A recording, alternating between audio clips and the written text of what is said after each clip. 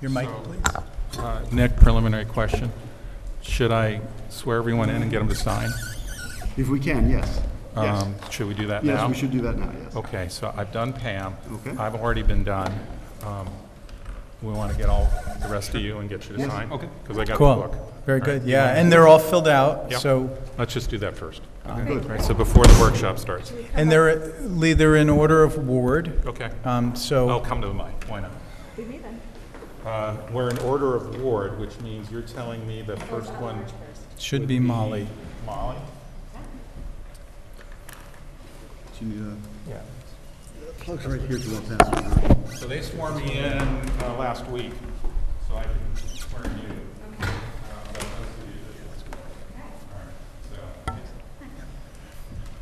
All right.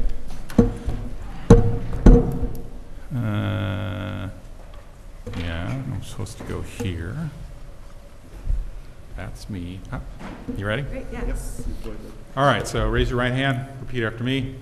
I, Molly Rhodes, I, Molly Rhodes. do solemnly swear Do solemnly swear that I will support the Constitution of the United that States I will support the Constitution of the United States and the Constitution of the State of New York, and the Constitution of the State of New York, and that I will faithfully discharge and that I will faithfully discharge the duties of the duties of Councilmember Ward 1, City of Beacon, Councilmember Ward 1, City of Beacon, according to the best of my ability. according to the best of my abilities. Congratulations. Thank you. All right.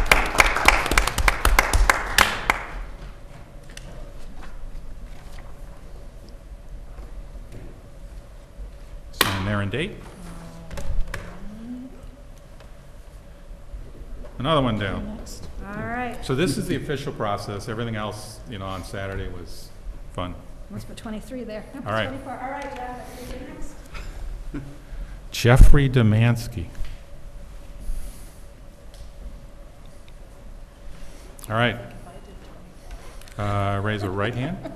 Repeat after me. I, Jeffrey Demansky, I, Jeffrey Demansky, do solemnly swear do solemnly swear that I will support the Constitution of the United States that I will support the Constitution of the United States and the Constitution of the State of New York, and the Constitution of the State of New York, and that I will faithfully discharge and that I will faithfully discharge the duties of the duties of Councilmember Ward 2, City of Beacon, Council Member of Ward 2, City of Beacon, according to the best of my ability. according to the best of my ability. Congratulations. All right, sign there. All right. He brought his own pen. Thank you. All right. And Ward 3 still have a chance.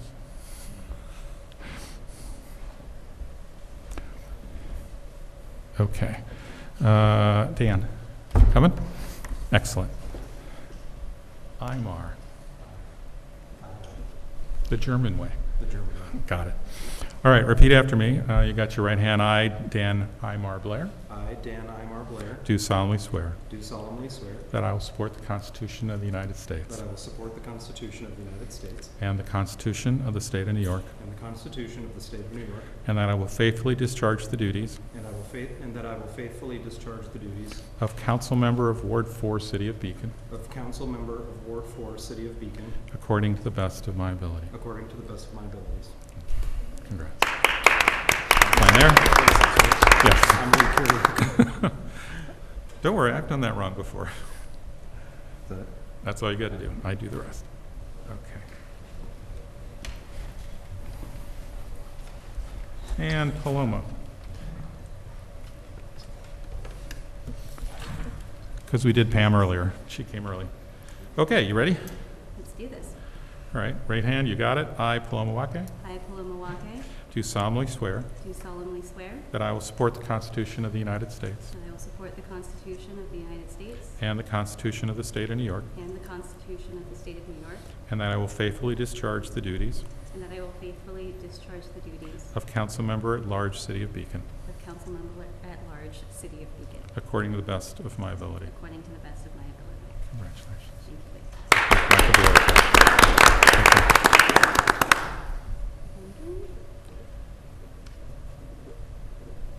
Okay, that takes care of everybody. Now, we can actually have a meeting.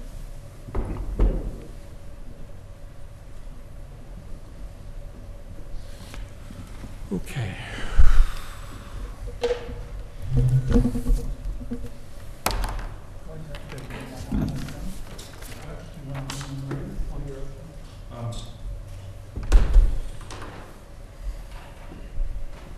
Yeah, so let's start the workshop.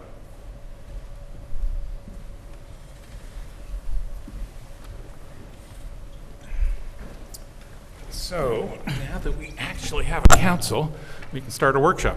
So let me start that. So anyone who's here or anyone online, this is a workshop at least for the first period, and then we will have a formal meeting thereafter. And that allows us to do our organizational meeting, which we always do at the start of a new term, which has a slew of appointments, rules, and other things, and we'll go through those in the workshop agenda. So the first thing I want to note is that on Wednesday, I received a resignation from Ren Longno, who for personal reasons needs to bow out of serving in this term. Ren, I'm disappointed to see you go. You still have opportunities to. I'll stop. I stopped doing that a while ago. But I just wanted first to honor you with this, and if I can do this up there. And you have her nameplate too, in case she wants that. Oh, yes. I don't get to use her nameplate. Oh, wow. That was impressive. A wrench rack. Recycling. But this says, in honor and recognition of Ren Longno, Council Member, Ward 3, City of Beacon, 2022-2023. And I just want to thank you so much for your service. Thank you so much. And we will miss you. Thank you. I will miss you all too. Thank you so very much. All right, so here we go.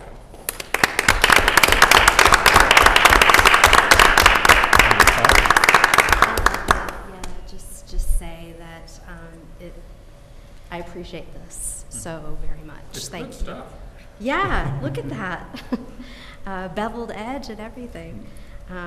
It's been an honor to serve Beacon and a privilege to work with each of you and Justice and George.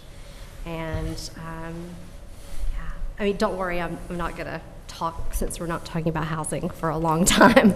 But I did just want to say thank you for electing me, and Beacon's a special place, and not just because we're the state leaders in electrification and river pools, but because Beacon is big-hearted and unconventional, and you bring your neighbors wreaths made of woven from your grape leaf vines from your garden, and riparian border repair action plans. And so, yeah, I just love you all so much. Thanks for letting me be a part of it.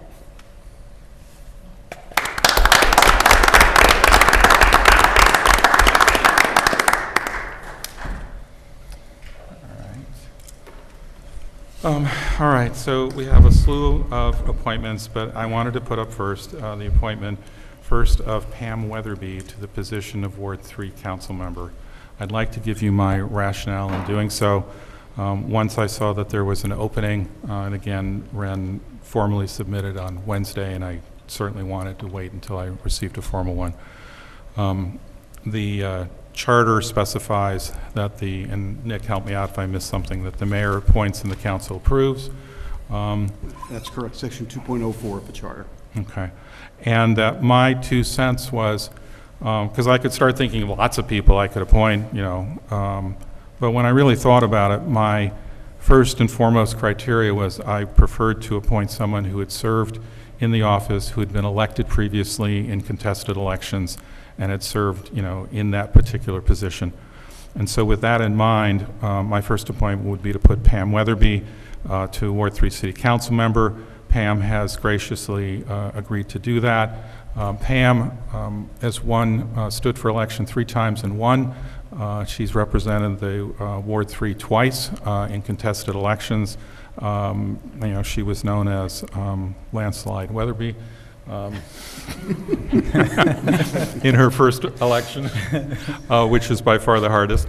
And I just can't think of anyone who would represent Ward 3 better. Pam came to the council originally as an advocate in her neighborhood.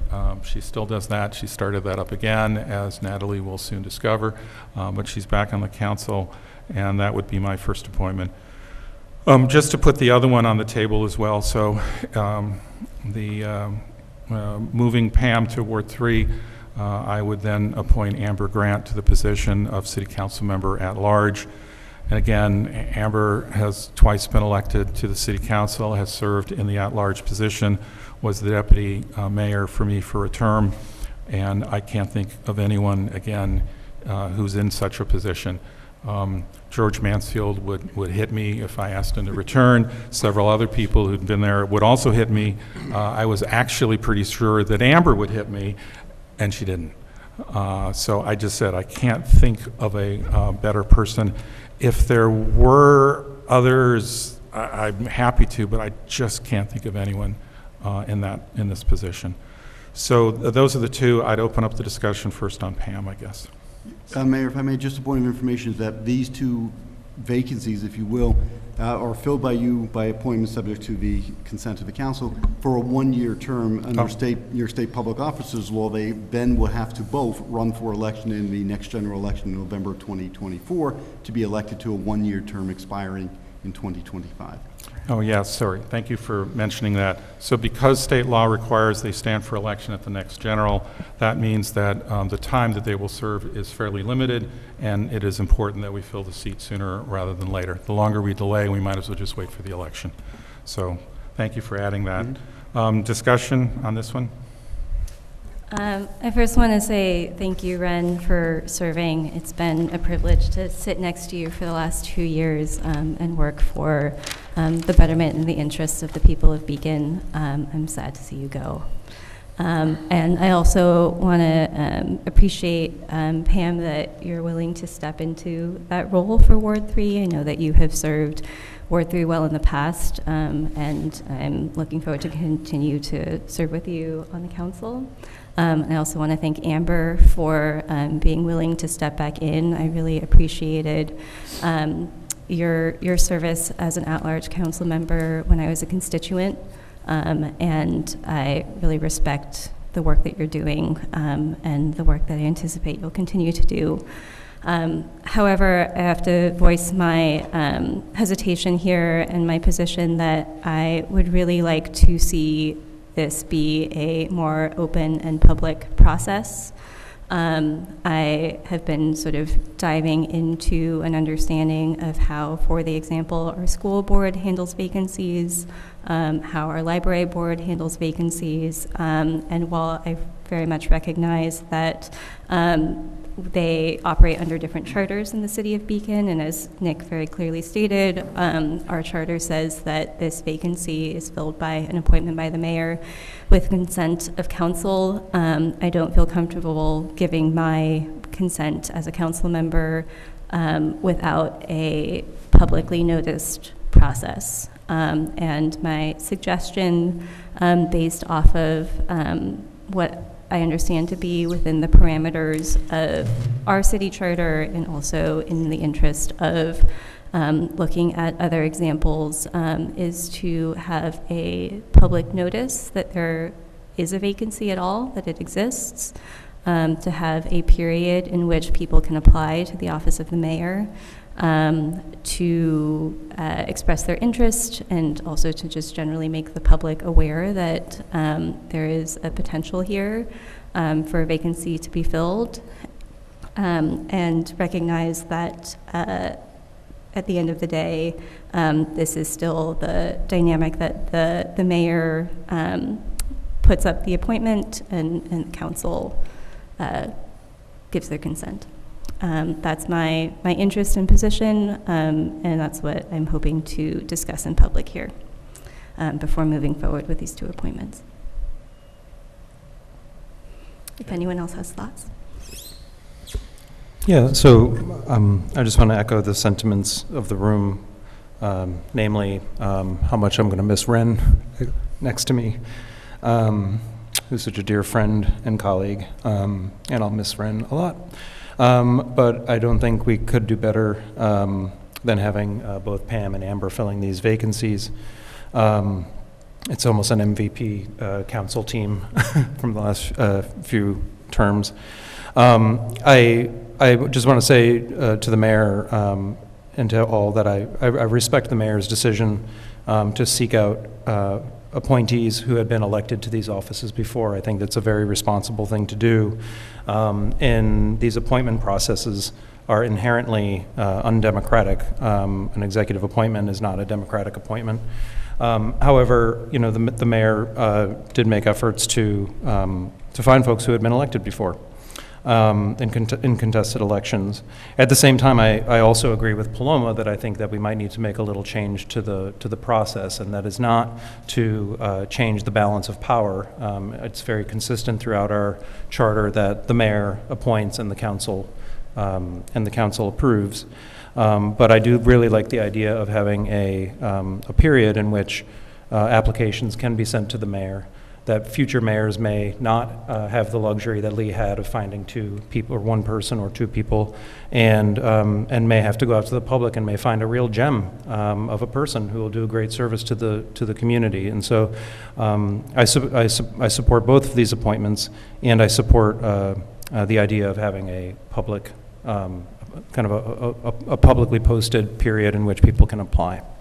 Yeah, Dan, I'm appreciative of that. And as you know, while the charter says, mayor appoints, council approves, I generally do open up and let the council know when there is a vacancy and a process. I mean, if you look in the list, we've got Fay Leone, we've got Len Warner, Jordan Haug, Judy Smith, John Barry, Tom Wright. Those are all open seats, right? And so I did not choose to do that because they're reappointments. So I'm kind of cautious as to how I go about that. But generally speaking, my 2 cents has been as well to inform the council and to leave open the process. We did that with the Route 52 committee, and I expect to do exactly that in most situations. This happens to be one where it's not going to change the outcome. There just isn't anyone better qualified than these two individuals. So. Well, and I just want to say we have to remember that there were 2 elections with no other people listed on the ballots, so there isn't anybody that you could even look to in that sense that was interested. I have mixed feelings about this. I appreciate all the votes that I received for at-large. It's difficult, but I know sitting in this seat, especially sitting here previously for 4 years, I can still represent the city. I can still represent everyone in this city, and I would hope that anybody who wanted to talk to me because I was representing them, please still come to me. I would appreciate that if it goes through. I am a resident of Ward 3, and while I understand, Paloma, what you're saying, as a resident of Ward 3, adjacent to the properties of the Fishkill Avenue zoning area, things are moving faster than I ever anticipated, and that could still happen in the future. So I am concerned on that, and I am concerned not only for myself, but for the other residents in Ward 3, because this doesn't just affect the people on the west side of Fishkill Creek, it affects Ward 3 and the rest of the city. So please, I am here for anybody in the city if you ever want to talk to me about anything. But I appreciate you, Lee. I appreciate that you thought this through. And Amber Grant, as at large, I just have so much respect for Amber, too. Other thoughts? Mayor, just 2 points of information. One is that any change to the charter would require a local law subject to a public hearing. But one issue I'd have to look into is because you're potentially diluting the power of the mayor by having this additional requirement, it might then be subject to a mandatory referendum. I think it would be, but I need to give that some more thought.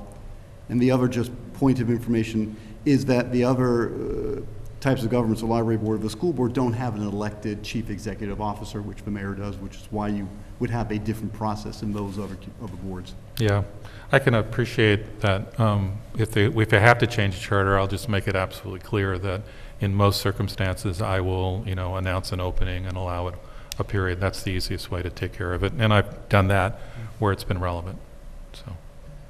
And I was going to add to that, Nick, I appreciate both Paloma bringing this up and also the idea that Dan had that is there a way that we can just formalize this in our charter? And I'm just curious if there are other local municipalities that are similar in size to us who might have language that we can use. And I'm hoping, there's a way that we're not diluting the power of the mayor. As Paloma said, the mayor would still get to appoint and we would then approve, or the council would approve. It's more that period of time for other people to put their hand up. But maybe legally that would still dilute it. So this is where your expertise comes in. Exactly. My gut reaction is it does, but I want to give it consideration if Great. that's something the council wants to look at. Great. I think it's amusing that outside of politics, when you have 30 days to get more candidates, it's really exciting. But when you're in politics, it's diluting the power of the mayor. But Yeah. It's all right. I also want to name, I'm assuming as this going for a general election, that it would also be open to a primary if someone wanted to run against anyone who was Yes. running for these two positions. So we're going to assume that Pam and Amber want to run again, but they get to make those decisions. So for anyone who is listening to this or hears about it and is interested in the primary process, they're certainly welcome to reach out to myself, Molly Rhodes, or probably any other member of council just to find out more about the process of running for office. So it's something that we're very aware, as Pam said, that we've had two city council elections in a row that have been uncontested for every single seat, and so that's something that we don't think is necessarily the best for democracy. So if you are interested in these, I want to find out more about it, please do reach out. I feel like I just want to use the microphone too, so I'll talk for a second. But just very succinctly, I'm just glad that the council has, as demonstrated by the conversation here, given thought to this. This is not just a simple acceptance of an approach, and the arguments made are convincing for me to proceed as we will. Thank you. Thank you. Does that cover the second item on the agenda, the appointment of Amber Grant as well? I think we just discussed them both, Has right? been discussed under this. Okay. And just a couple, an editing thing, that I think the whereas in both those resolutions, all the whereases are spelt, should be changed to be spelt correctly. So How are they spelled? they were spelt with two A's, I believe. Whereas. Yes. Oh. That's Thank the you. British way of spelling it. Was it just for me then? No, it wasn't. Ben, can you fix that, please? Yeah, most of the items on this list are actually, we wanted to put the one that was warranted of significant discussion first. The city council rules of procedure are next. There's 19 items, but a bunch of them will gang up when we get there. I think the rules of procedure, Chris, there's only a few changes. We put them in track changes so you could see them. You want to go through what they are, or does Nick? Sure. So there were three major changes to the rules of procedure that the prior council adopted. These are, just for background for the public, these are basically the rules of conduct for the city council and how it does its business during meetings. We made three major changes. One is we added June as a month that would have a joint workshop voting meeting, as we do in July and August.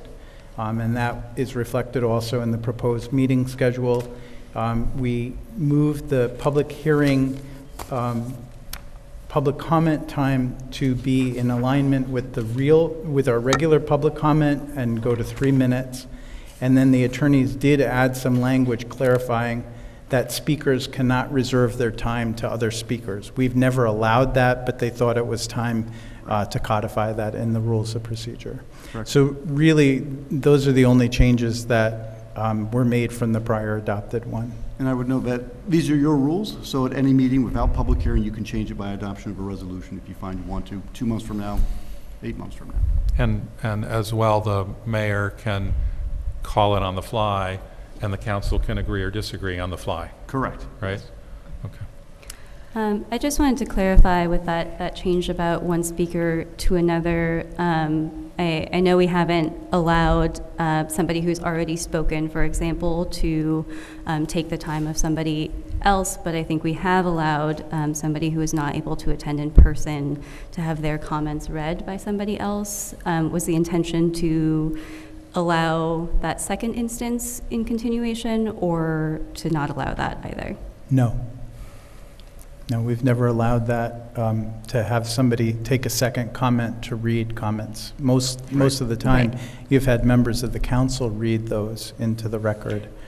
So yeah, not somebody speaking again for somebody else, but somebody who had not spoken reading. We've definitely had that. Yeah, they can, I mean, Yeah. as long as they do it within the 3 minutes, they could read whatever they like. Yeah. Right, okay. As long as Thank it's you. germane to the topic at hand. Yes, of course, yeah. For a public hearing. Yes. Yeah, for Yeah. public comment, it could be anything. Okay, thank you. I don't remember the change to the public hearing we said this last year? We said 3 minutes instead of 5 minutes? No, you had No, 5 that's a in there. suggested change for this year. Oh, this is a I mean, new suggestion? Yes. change. Okay, I thought it yes. was a discussion from last year. And again, the mayor has the discretion, or board council member could ask to expand it for all members. You can't expand it for, right? You have allow one person to go 10, 15 seconds over, but if you want to expand it to 4 or 5, if a topic merited it, then you could do so. So we could do it on a topic-by-topic Yes, basis. that's correct. And we just felt it was easier from a timekeeping purpose, a public informational purpose, to keep it consistent at 3 minutes. And you all know the iron hand with which I run meetings, so I'd be happy to go about it that way. Well, you know, if we have a crowd and, you know, there's real meaty issues, well, that's exactly what we should do, right? But I think otherwise, I do support this one change. Everybody okay with that? Yeah, I'll say I haven't necessarily seen an excessive downside with having the longer time for public hearings, but if the rest of council agrees with us, I don't have a particular objection, knowing that we can adjust given the subject of the public hearing. Yeah. Okay. Fourth one's the city council meeting schedule. Wait a second, I have there a couple things with the rules of procedure. So the start of it says we hold meetings on the first and third Mondays. We are already in violation of our own policy with this meeting. You We did haven't not. adopted the policy, so you're Well, not in that's true, violation. that is true. Good correction. But I'm wondering, the question I have is, and maybe a question for you, Nick, is there a way to word that still gets across the intention that it's every other week, but doesn't limit us just to the first and third? Your charter says first and third. does. Or the Yes. charter does? We'd have to change the charter. And We've to- encouraged that, but there was resistance last time. And is that, so that's something we could do with a local law if we could, wanted yes. to? Yeah. Okay. And generally, the way it works, Molly, is if it's the first and the third are the voting meeting. In between, you have the workshop. Yeah. We have a number of months each year where you With have 5 5. Mondays, yeah. And we usually skip the fourth. Now, we've adjusted it sometimes, like we adjusted last year when we knew we had a conflict with a holiday. Okay. Yeah. All right. There's also something in here that says part of our order of business is announcing the next meeting, and I don't think we've been regularly sharing that as something that we should be doing. We publicly notice it, but we haven't been saying it in the meetings consistently that I'm aware of. I'd like to put it on the agenda from here Okay. forward. So if you That's pass great. this, again, we're trying to get our process better and better each year. Okay. And I do think it's good to accentuate that the next meeting is whatever date, because we'll have holidays that fall on a Monday. Somebody shows Right, up yeah. here for a Monday meeting and the city hall was closed. Okay, And great. the meeting is moved to the next day. So, yeah, if we can get Ben to stick it on the notes I've got, I will certainly do that. Well, actually, I would just put a line item Yeah. on our agenda here Next forward. meeting, Yep. announcement. Yep, on the agenda after adjournment, just Yeah. put Yeah, next and we meeting. tried to make that in alignment with what's in our charter, Right. so. Okay, And yeah, I that just is- wanted to, I'm all for it. I saw it you and do it. I was like, we haven't done that yet, but that's a new thing. Okay, great. All right, everybody good? Next one's designation of the Poughkeepsie Journal as the newspaper of record. You have the The meeting schedule, schedule, sorry. Oh, did I? number 4. Oh, Because I went backwards, so. I thought we were just doing that one. So is is the meeting schedule okay, folks? What's up? Well, I just want to make an annual tradition of me saying that I disagree with the limiting of the number of meetings we have, or the amount of, I should say, the amount of time that we spend together up here. But really, I know that that has not gotten any traction with my colleagues in the last 4 years. But I would like to just get a clarification on what we can expect from June. So May is normal, 2 council meetings, 2 workshops. And then we have the 3rd of June, we have a council meeting. We have a workshop. Together. Council meetings have to be before, it goes council, workshop, and here we're having council, workshop, council, only 3 meetings in June. No, 2 meetings in June. And Yeah, the June. 17th is a combined meeting. Correct, but And that's your 3 meetings. that's the Yes. 3 meetings. So there will be no workshop after the 2nd council meeting. I generally think of workshops coming before meetings. Is that what we're talking about? In our calendar, it's 1st and 3rd Mondays are council meetings, and we do workshops on the 2nd and 4th, or the 2nd and 5th. Right, but we, So I think we're missing a workshop in June. July 1st is a workshop and meeting, so I think that's kind of picking up the June. no. So the way, Dan, I would say it would work is, if you look, May 28th is the workshop, and you would have been preparing for the June 3rd meeting. If anything else comes up in the interim, we can add a workshop there. We have the ability to do that. I see. Generally, not a lot would come up. That's a short week already because of the Memorial Day holiday. And then what we would do is start the June 17th meeting with the workshop to review all of the things that are on the agenda for the 17th. And then rolling forward in July and August, you would have that combined workshop at the beginning with a meeting. And then we have a combined workshop meeting on the 19th, and then we resume. We can workshop on the 19th things that are going to be on for September 3rd as well. Okay. And I have to say, it really does give us a lot of room in the summer to deal with projects and get caught up. I understand the reluctance to do this, but the compiled schedule really did help us last year. Yeah, I do want to add that more so than the council, I get to see the hamster wheel that the city administrator and Ben Swanson are on, and it's hard, and it takes a fair amount of time. So I actually am mindful that this is actually a good thing for them, as well as, you know, giving us a break during that summer period.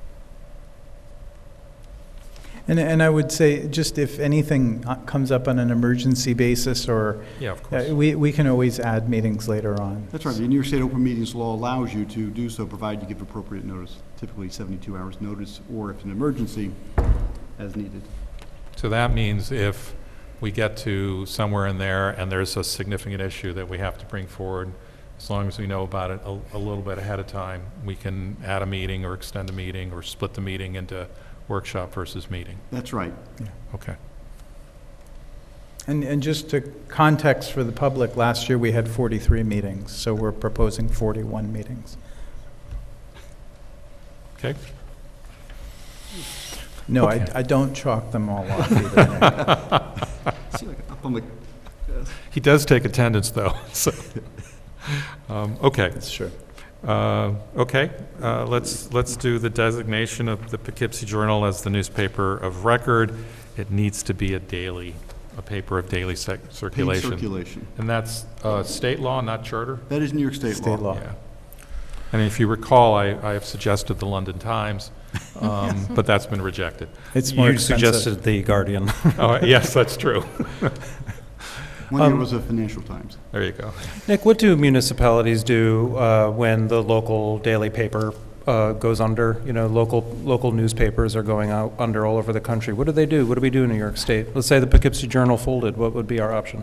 I don't know that because that's not come up in any of the communities we represent. It's a fair question. I'll look into it because that eventuality may be there. We did ask, and we do ask every year, if we could alternatively do the Highlands Current or the Beacon Free Press, but they don't have a paid circulation. They have one has a membership model and the other is a free model. So this is on our list of things to talk to our New York State legislative representatives about. This seems like an anachronism from when people read, newspapers. It's hard to even find a paper copy now of the Poughkeepsie Journal. And the publications that are required are the notice of you meet. So if you were to have a scheduled meeting that's not being announced already, you would have to put that. Notice of public hearings for planning and zoning board meetings, notice of bids, notice of elections and things of that nature. Go in the official newspaper. Okay, so we're stuck with the POJO. Okay? So next is the appointment of KARC planning consultants for planning services, and in particular, we have a guest. Chris, you want to introduce? Yeah, just before I introduce our guest, I just wanted to, for the public's sake, give you background on how we got where we are today. Last summer, John Clark informed our office that he was going to be retiring at the end of the year after serving the city for many, many years. And we released a request for proposals on September 27th, inviting individuals and firms to submit a proposal for serving the city. Now, there are two main things that the person does. One is that they will attend to the land use boards, the zoning board of appeals, and the planning board. And then secondly, they will support the city council in decision-making and investigations about zoning policies. So we received 6 proposals by the deadline on October 19th. Those 6 were circulated to you today. It's AKRF, Dunn and Scromo Engineers, H2M Architects and Engineers, CARC Planning Associates, Partners in Public Design, and SLR International Corporation. We formed a 5-person selection committee that was comprised of our building inspector, Bruce Flower, Jennifer Gray, our planning board chair, planning board attorney, John Gunn, the planning board chair, the mayor, and myself. And we rated the 6 proposals. We narrowed it to 3, and we did in-person interviews back on December 8th. And the consensus of the entire committee was that our strongest candidate, and the one that we would get the service that we were used to from John Clark, would be CARC, and specifically Natalie Quinn, who's here with us today. And I'll just say, I'm going to go off script for a minute and just say, when this position became open, I called Dutchess County Planning, and I asked them, who would you recommend? And the first name that I got was Natalie Quinn, who had served, she'll tell you her background, but she had served with the city of Poughkeepsie. And then I called Ann Saylor, who some of you know, who worked for Dutchess Planning for 3 decades. And I said, Ann, would you come work for us? And she said, no, but you should hire Natalie Quinn. Now, that wasn't enough. We needed to go through this process. We needed to vet it, see what the proposal was. But that was confirmed, that same understanding was confirmed when we went through and reviewed this and also interviewed Natalie. So we've asked Natalie to join us today because she is a new consultant. It's not somebody we're reappointing. And I've asked her to come tonight just to give a little bit of her background, and I think the mayor is going to open it for a few questions from the council as well. So Natalie Quinn from KARC, which is in Rhinebeck, correct? Poughkeepsie. Poughkeepsie. Yep, Okay. downtown Poughkeepsie. Thank you all. I'm very excited to be here. So I am the Director of Planning and Development for KARC. I have been with them. I started in March of this year with that firm. And prior to that, I worked for the city of Poughkeepsie for almost 6 years. Before I want to get into my experience, I think with the city of Poughkeepsie, that's going to be really relevant for work here in Beacon. Just a little bit, I think, about my background and how I came to planning. That is important about my perspective and how I approach it. So my background, I'm originally from California. My background is in environmental science and geology. And I got into urban planning, I had an amazing, one of those amazing professors who kind of turns you on to a certain topic. But I see cities as, I think in environmental science, we always looked at cities as large polluters, or the antithesis of the environment in many ways. And I started in urban planning specifically because I don't believe the two are mutually exclusive, and I believe that making cities sustainable and removing some of the negative aspects that we've done in terms of making them negative towards the environment I think that's our best way forward as a society in terms of improving our sustainability of our city. So that got me into urban planning in general, and then I came to the East Coast to do my master's at Columbia University in New York City.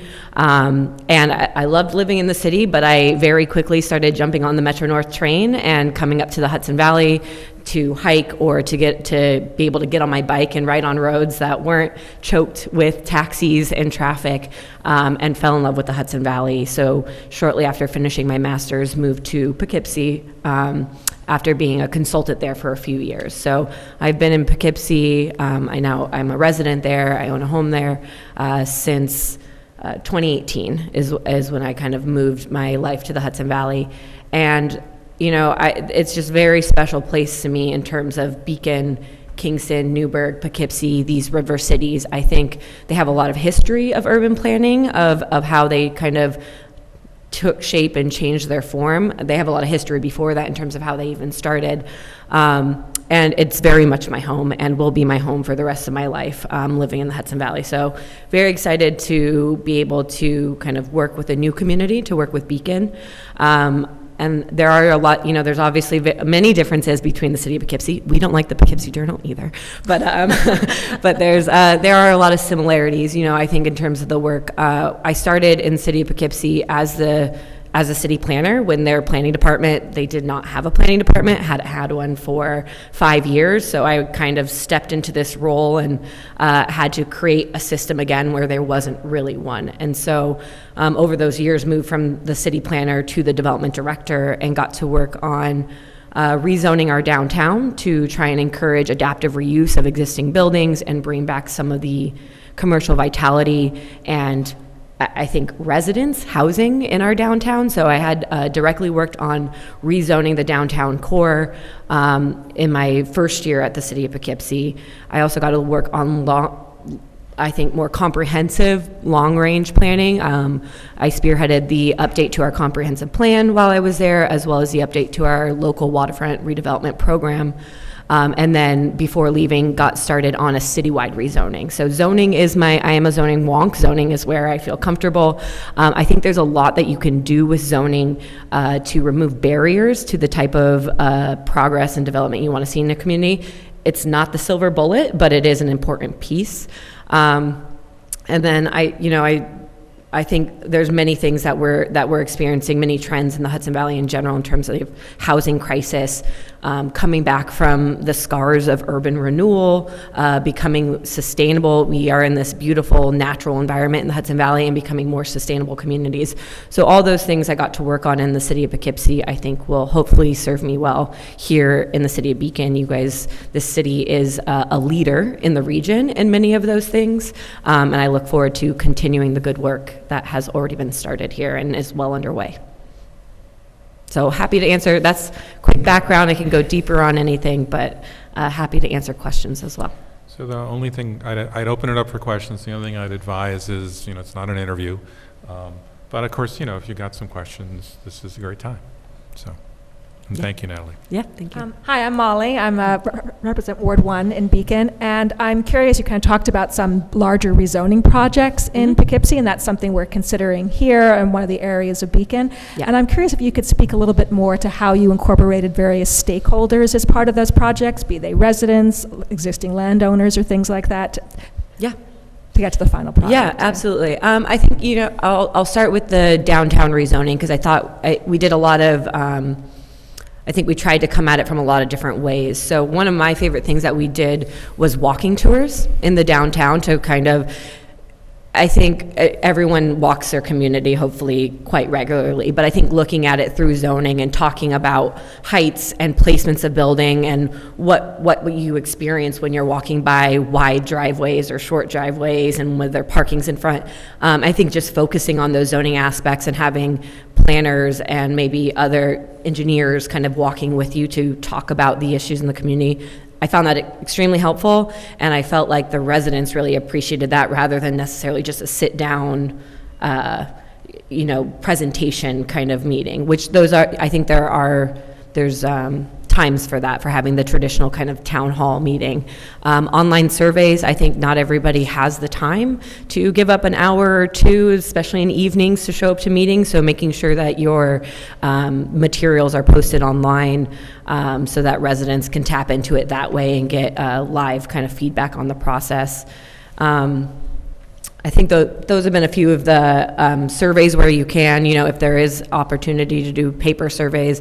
And I think the other one that's a traditional one nowadays, hopefully most people are using this, is showing up where there's already events happening, where the community is already gathering. Maybe it's a coffee shop or maybe it's the farmer's market, and making sure that you have your station there. So you're meeting people where they're already going and talking to residents that way. So I think the public engagement is always unique in every community in terms of where those spaces are, but those are some of the tools that I've used in the rezonings I've worked on.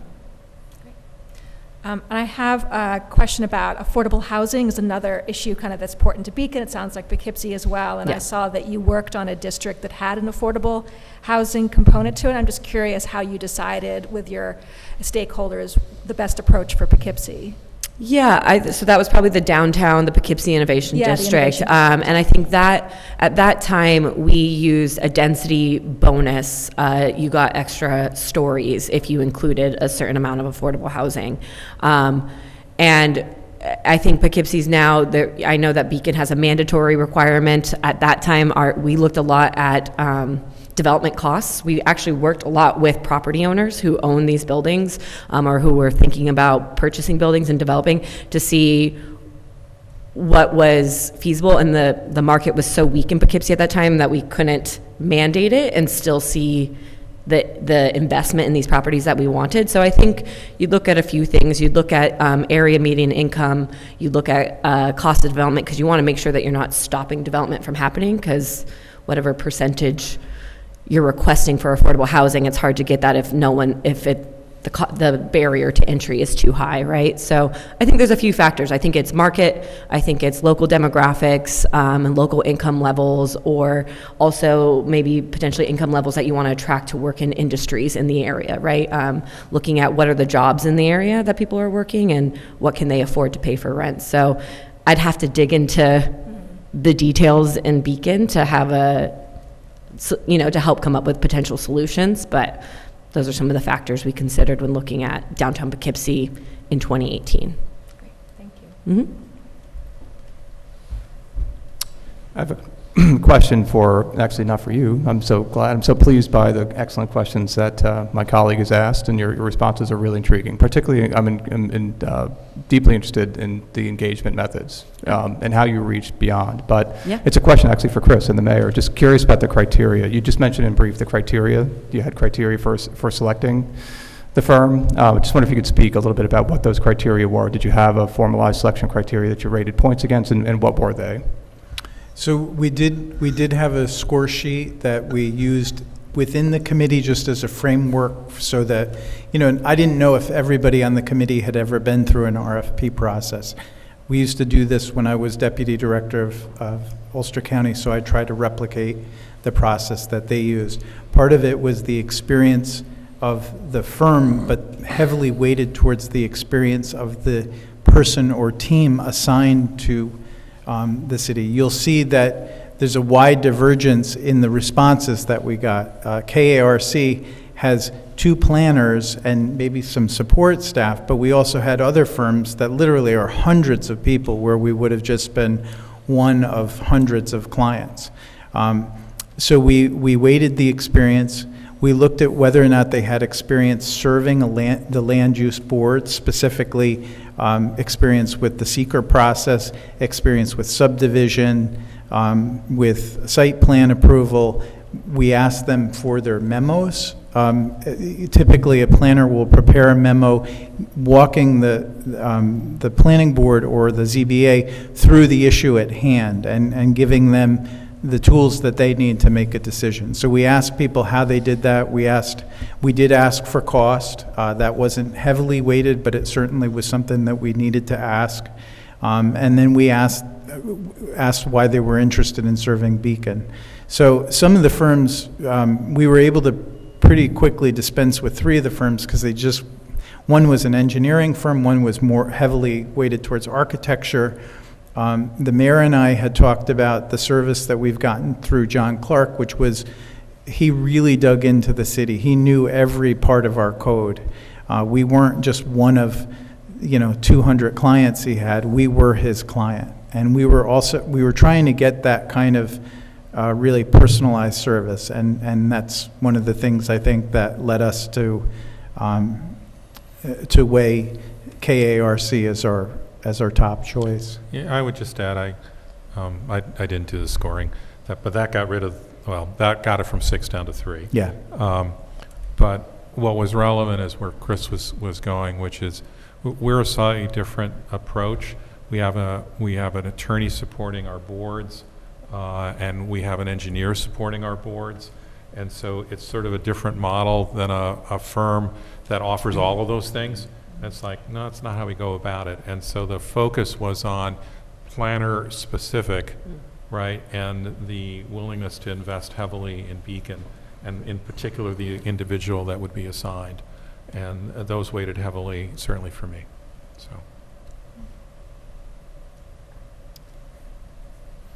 Yeah, I have one question. First of all, I just want to say, after looking at your proposal, I didn't realize, until I read your proposal, I didn't know zones could have such exciting and fun names. So I just wanted to bring that up as something that we should probably think about going forward. Just trying to get everyone excited about zoning, Yeah, the creative edge. Yeah. Right? Beacon is one big creative edge. The question that I have for you is, I'm very interested, so if you know the history of development in Beacon, there's a long history of trying to attract developers to Beacon because nobody would build here. There was an effort to make sure that people were building in existing structures and not tearing them all down. So hats off to mayors of the past. And in the last, all mayors, but to those who were making those decisions at the time is what I meant. Yeah. In recent memory, in recent years, a lot of folks have pushed back on some of the development because they feel that it's out of characteristic of the community. So you'll hear folks saying that it's encroaching upon the forest or getting too close to the creek. You'll hear folks say that they're too big or they're ugly and whatever it may be. And some of that is just kind of like, people not used to having a building there, and they're upset that the woods next to their house is now going to be a building. But I think one of the things that I've heard from people a lot is that they wish that the construction was giving something back to the community. And we have public benefits written, to my knowledge, only into 2 parts of our code. We have in the Fishkill Creek District, we have public benefits. And if you want to have a 4th floor on Main Street, you have to put public benefits in. But we have no other requirements for public benefits in the special use permits or anything. And I wanted to ask you, what do you think is the role of public benefits in planning? Like, what is it? Is it an incentive? Is it an award? Like, how do you view public benefits as a part of the process? Yeah, I mean, I think a lot of it can depend on where you are in terms of your economic market, in terms of whether they're incentives or mandated, right? Kind of going back to talking about the affordable housing. And, Beacon seems to be in a good place. So I think you can write there's a lot of benefit in good form and good design that you can write into a code without it necessarily having to be a specific kind of give back thing. I think there's a role for it. I think there's a role listening to the community to see where is the next space that needs improvement, what is lacking from the community, whether that be bike parking or public plazas, or and figuring out a way to either work with developers or mandate developers depending on where your community's at. So I think there's definitely a role within zoning to use that as a tool for getting public benefits back from the private development community. Right. Just a follow-up question. Thank you for that. I don't, aside from codifying it and insisting on public benefit or in describing it in other ways that you have, is it right? I hear that planning boards in other communities, I don't watch other towns' planning board meetings, so pardon me, but I've heard from people who work in planning, they say that it's common for planning boards to spend a lot of their time asking for public benefits out of projects.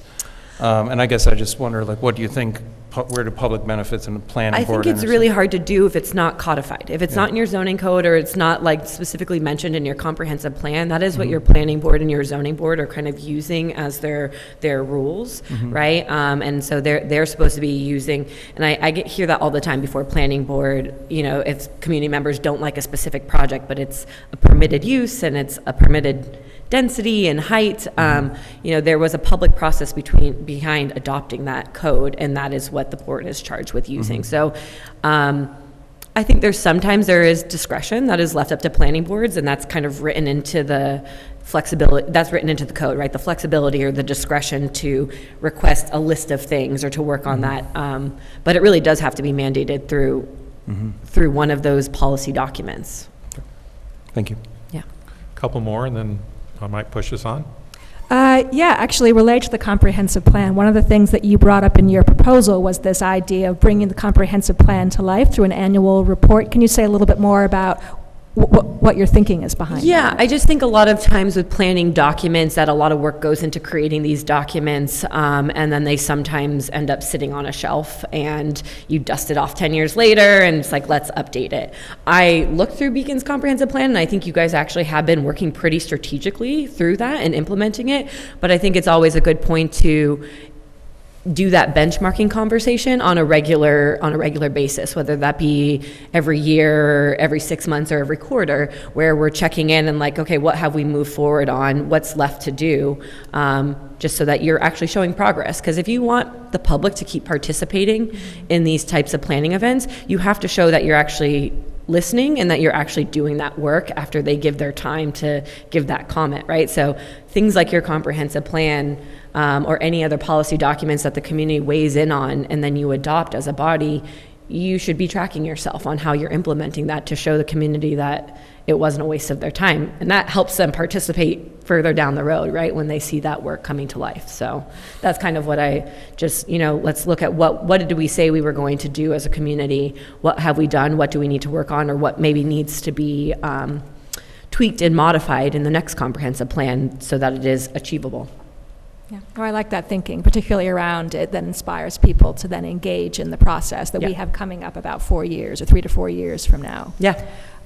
One other question that I have is just as you know, as Chris mentioned, that you're serving both the planning board and the zoning board of appeals, and then also us as city council. Do you have any thoughts yet about how you want to learn from us about our priorities? Is it through the mayor or other things that or working with the city of Poughkeepsie, any things you found that work or don't work? Yeah, I mean, I think I'm definitely going to have conversations with each one of the council members, right? Because I do rely a lot on the council to be in touch with your ward. That's, you know, you're elected, you're going to know more about that. And me being somewhat new to the community, you know, I regularly visit the community. I have a lot of friends who live here. But I think I will, especially in this first year, rely on you all a lot to hopefully meet with me, and the city administrator encouraged me to try and set up meetings with you guys through their office to learn about what you're hearing as your concerns and your constituents. So, and that goes for the planning board members and the zoning board members as well, because they're all residents in this community. So I definitely am going to rely on you guys for that input in terms of what do you feel like are the big issues that are coming up in your wards.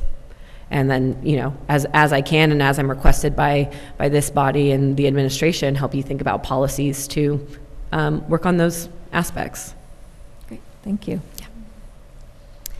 You've spoken quite a bit about your thoughts on engagement and how to engage the community and keep the community engaged, and I really appreciate that approach. That's very much something that's important to me. And I'm curious if you could speak a little bit more about how you see that rolling out. You're talking about going to community events, showing up in that space, which I think I agree is a great strategy, and would love to understand sort of where that comes up against our budget.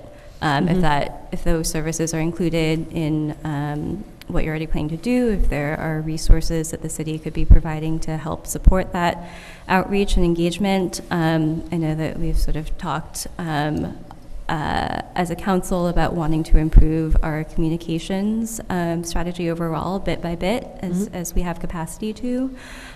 So we'd just love to know more about how you imagine that working.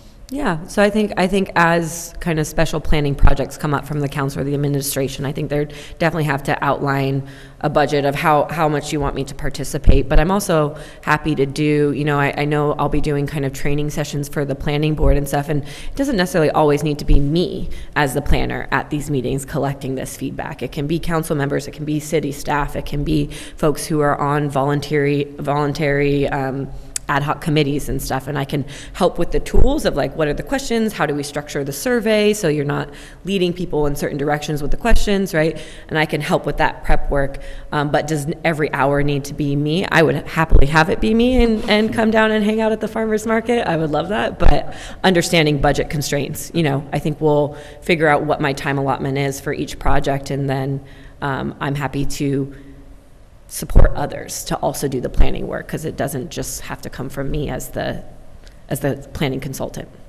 Yeah, happy to maybe that could be a topic for a one-on-one, and who might be good to collaborate with. Yeah, thank you. Everybody good? Just going to push us on a little bit. Is that okay? Thank you. Right. Thank you. Thanks a lot. Thank you, Natalie. Stick around for the appointment. Right, we're still in workshop. So that was item 6.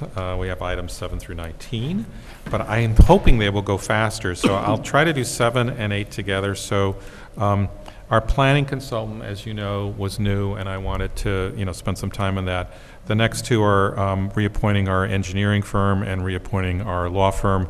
I think, Chris, we got either same bids or slightly higher from both. Is that right? In terms of pricing? They were just slight increases year over year. And just to give context, we've used Lank & Tully for many years as our engineers.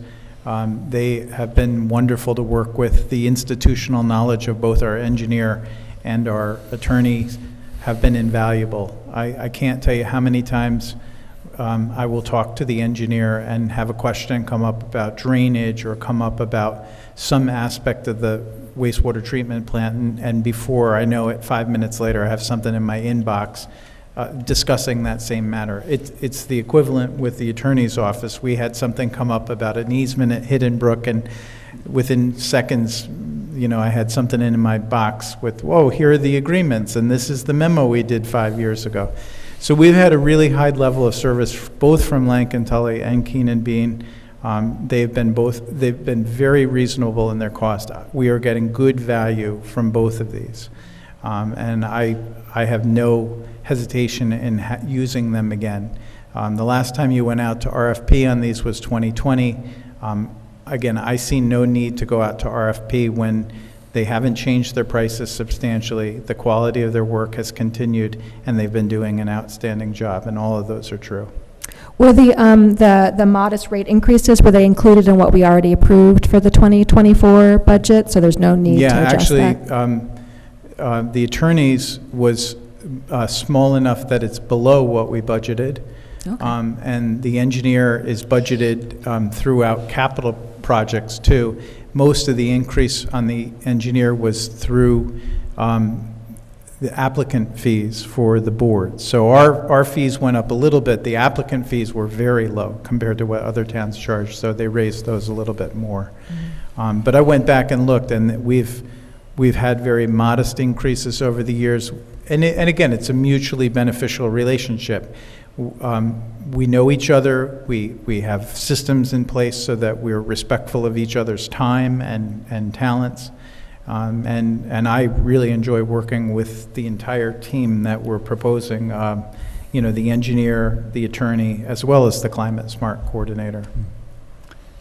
The only thing I would add is we're getting a new planner, so your support, having experience and longevity will be important. Right, that's all I'd add.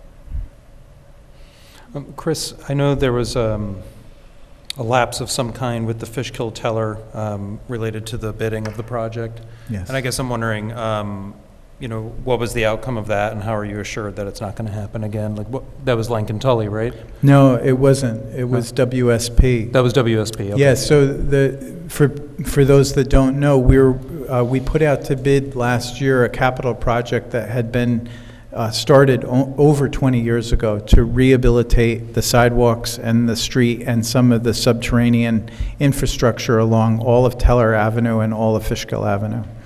The bids came in 70% higher than the available budget, so we had to scale it back. We did talk to the council at that point that we thought the estimation by that firm was not adequate.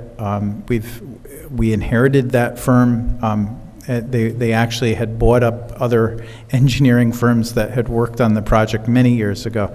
We're trying to get that project back out to bid. Right now, we are waiting for a DOT approval, but that had nothing to do with Lankin Tully. Lankin Tully's projects have gone off flawlessly. They oversaw and did construction inspection and construction support for both sidewalk projects we did on South Avenue, which were on time and under budget. John Russo is with me in every construction meeting that we're doing in the firehouse and added tremendous value. And he is working, his projects come in very well. Okay, thanks. Yeah. Didn't mean to create a misunderstanding. No, it's fine. I think it's good. We work basically with 3 sets of engineers. I have John for most of the civil engineering. We use Tie and Bond mostly now for the wastewater treatment plant, and we're using WSP for this transportation project that, I hope we get done this year. Me too. Oh my gosh.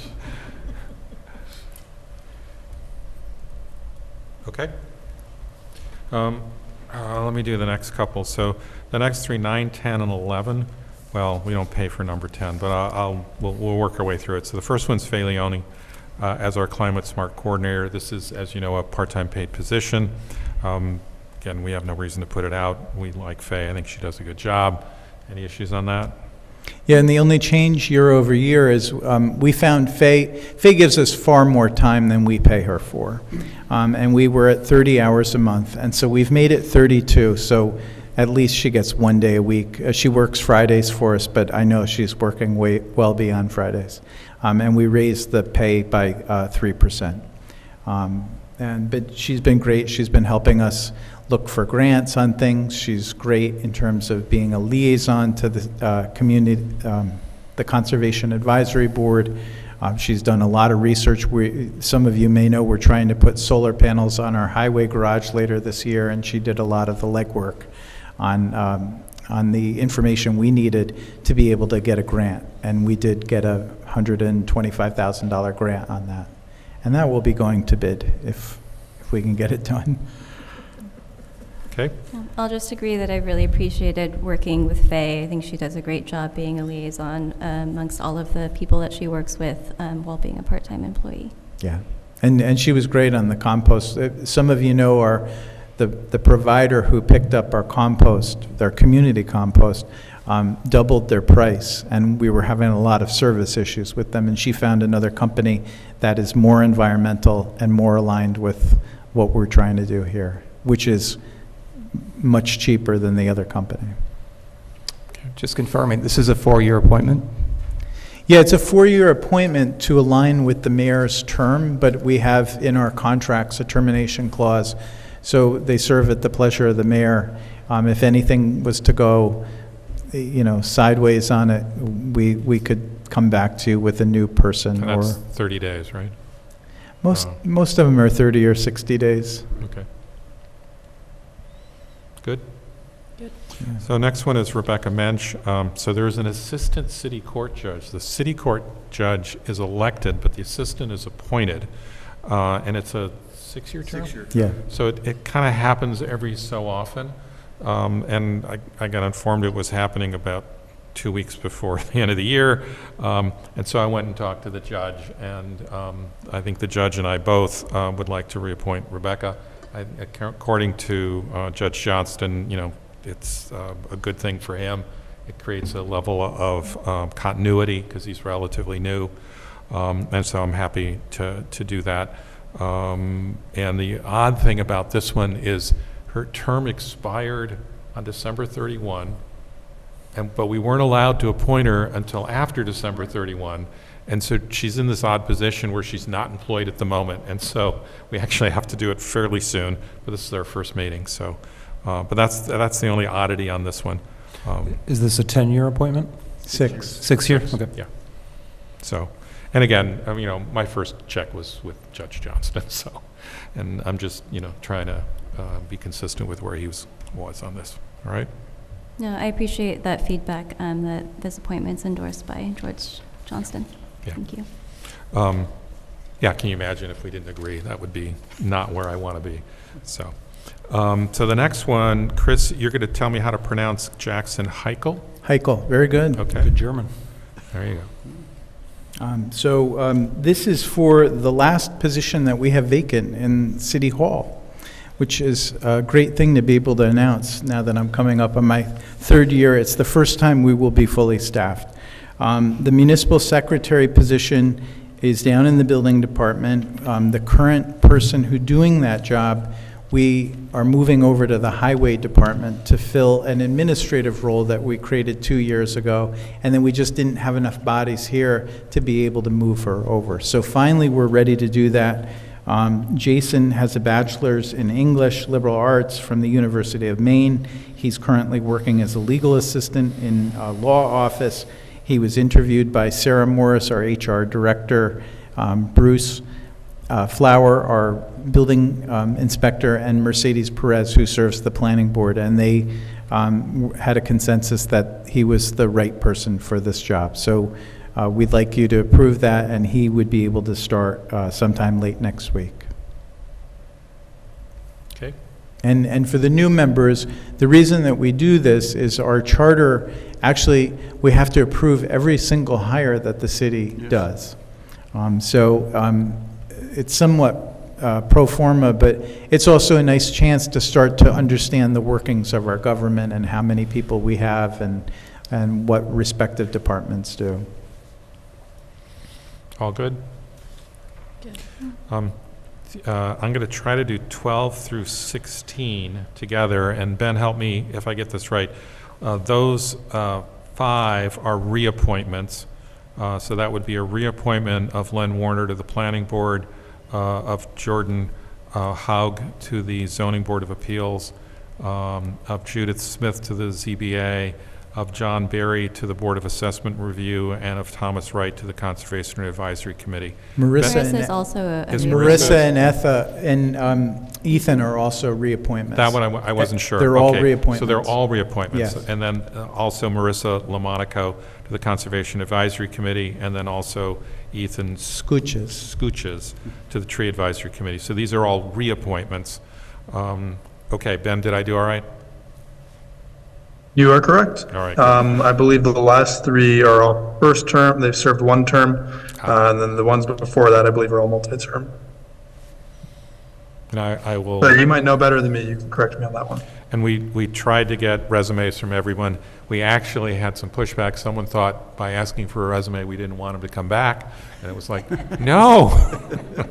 The resume thing is harder for some of the older volunteers. Yes. So what we've done in those circumstances is Ben will talk to them and then do a memo, basically, given some of their background. I saw someone seem to use the online form as well to fill out their, and that, I guess, a reapplication, but that was great to see that that's now an option as well. Yes. Yeah, absolutely. So are we good with those reappointments? Just a question about number 13. Yep. Jordan is the chair of the ZBA. Yeah. Is this de facto a reappointment of him to the chair, or how does that work exactly? Do I have to appoint chairs separately? Yes. Are we Once he's gonna do that? reappointed, you can then reappoint. We were going to do that at the next meeting. Okay. Okay. Yeah. So this is just reappointing him to the position, but I expect to appoint him chair too. So, okay. And then the last one is a resolution on Central Hudson rate increases. Yeah, and Dan had asked for this. We did some work on it to try to get it down to a page, but Dan, do you want to give background on this? Well, I don't have a lot of background, but I can just say that Central Hudson has made a proposal to increase the rates for their delivery fees. Delivery fees is basically a flat fee that all customers pay just for getting electricity and gas delivered to their home. For folks, the increases are like 33%. What do we have here? 31 and 29%, which are just bananas, especially at a time when people are already getting slammed by costs left and right. And it's just the thing that I find particularly interesting is that the delivery fees are the fees that people still pay when you are no longer purchasing electricity and gas from Central Hudson. So if you have solar and you get all of your electricity from solar, you still pay Central Hudson for delivery, and it's illegal to cut your connection apparently to Central Hudson, so you would always have to pay that fee. So a few municipalities in the area had done resolutions opposing. This is before the New York State Public Service Commission, and so our resolution that Chris put together is addressed to the New York Public Service Commission. Any thoughts or comments? Just thank you, Dan, and Chris, it sounds like, for drafting this and pushing this forward. I absolutely agree with this. And you may have seen the news last week that the New York State Public Commission has chosen litigation on this over a negotiated settlement. So I think it's not just gotten our attention, but it's gotten their attention. This is still pertinent. Absolutely, yeah. Right, and I would only add the comment that, I would encourage the council to limit our focus on activities outside of Beacon and to look for a nexus. I think this fits that pretty well, so. Yeah. Okay, that covers the workshop. Are we good to take a minute and then start the meeting? Yeah, just have a minute, then we can start. That'd be great. All right, yep. Yeah.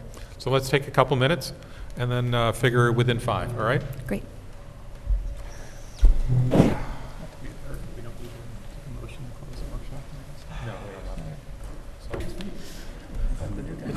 Jeff's didn't come in the mail yet. We're waiting on your nameplate. All right, it is 8:20, and I'm going to call the meeting to order. So the official meeting of the City Council of January 8, no. 2024 I'll explain that later. is now on. Can we stand for a pledge? So I pledge allegiance to the flag of the United States of America and to the republic for which it stands, one nation, under God, indivisible, with liberty and justice for all. Thank you all. It's been suggested that my informal roll call be a little more formal this time. So Chris White, City Administrator, are you here? Here. Dan Aymar Blair of Ward 4. Here. Paloma Wake at large. Present. The Mayor Lee Kyriakou is here. Pam Weatherby. Present. Okay, Jeff Demansky. Present. Ward 2, Pam Weatherby at large at the moment. Molly Rhodes, Ward 1. Here. And City Attorney Nick Ward-Willis. Present, Mr. Mayor. Good evening. And you also do have Christian Gates, our other attorney, online. Hey, Christian. Nice to have you. Okay, that's the roll call. It says that the first thing I need to do is a community segment We did honoring that. outgoing Councilmember Ren Longno. We already did that. We weren't sure you would stick around, so we wanted to do it early. I hope that was okay. Good. So now we have first opportunity for public comments. And if you haven't signed up and would like to make a comment, you could do so now. And you get up to 3 minutes. Well, I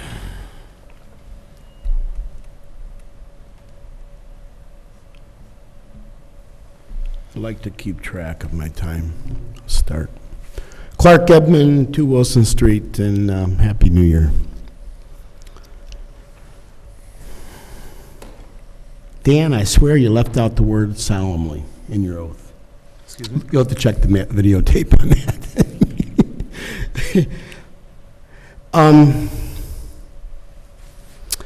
The old business of last year continues now into the new year, and I'm going to temper my comments just to be kind.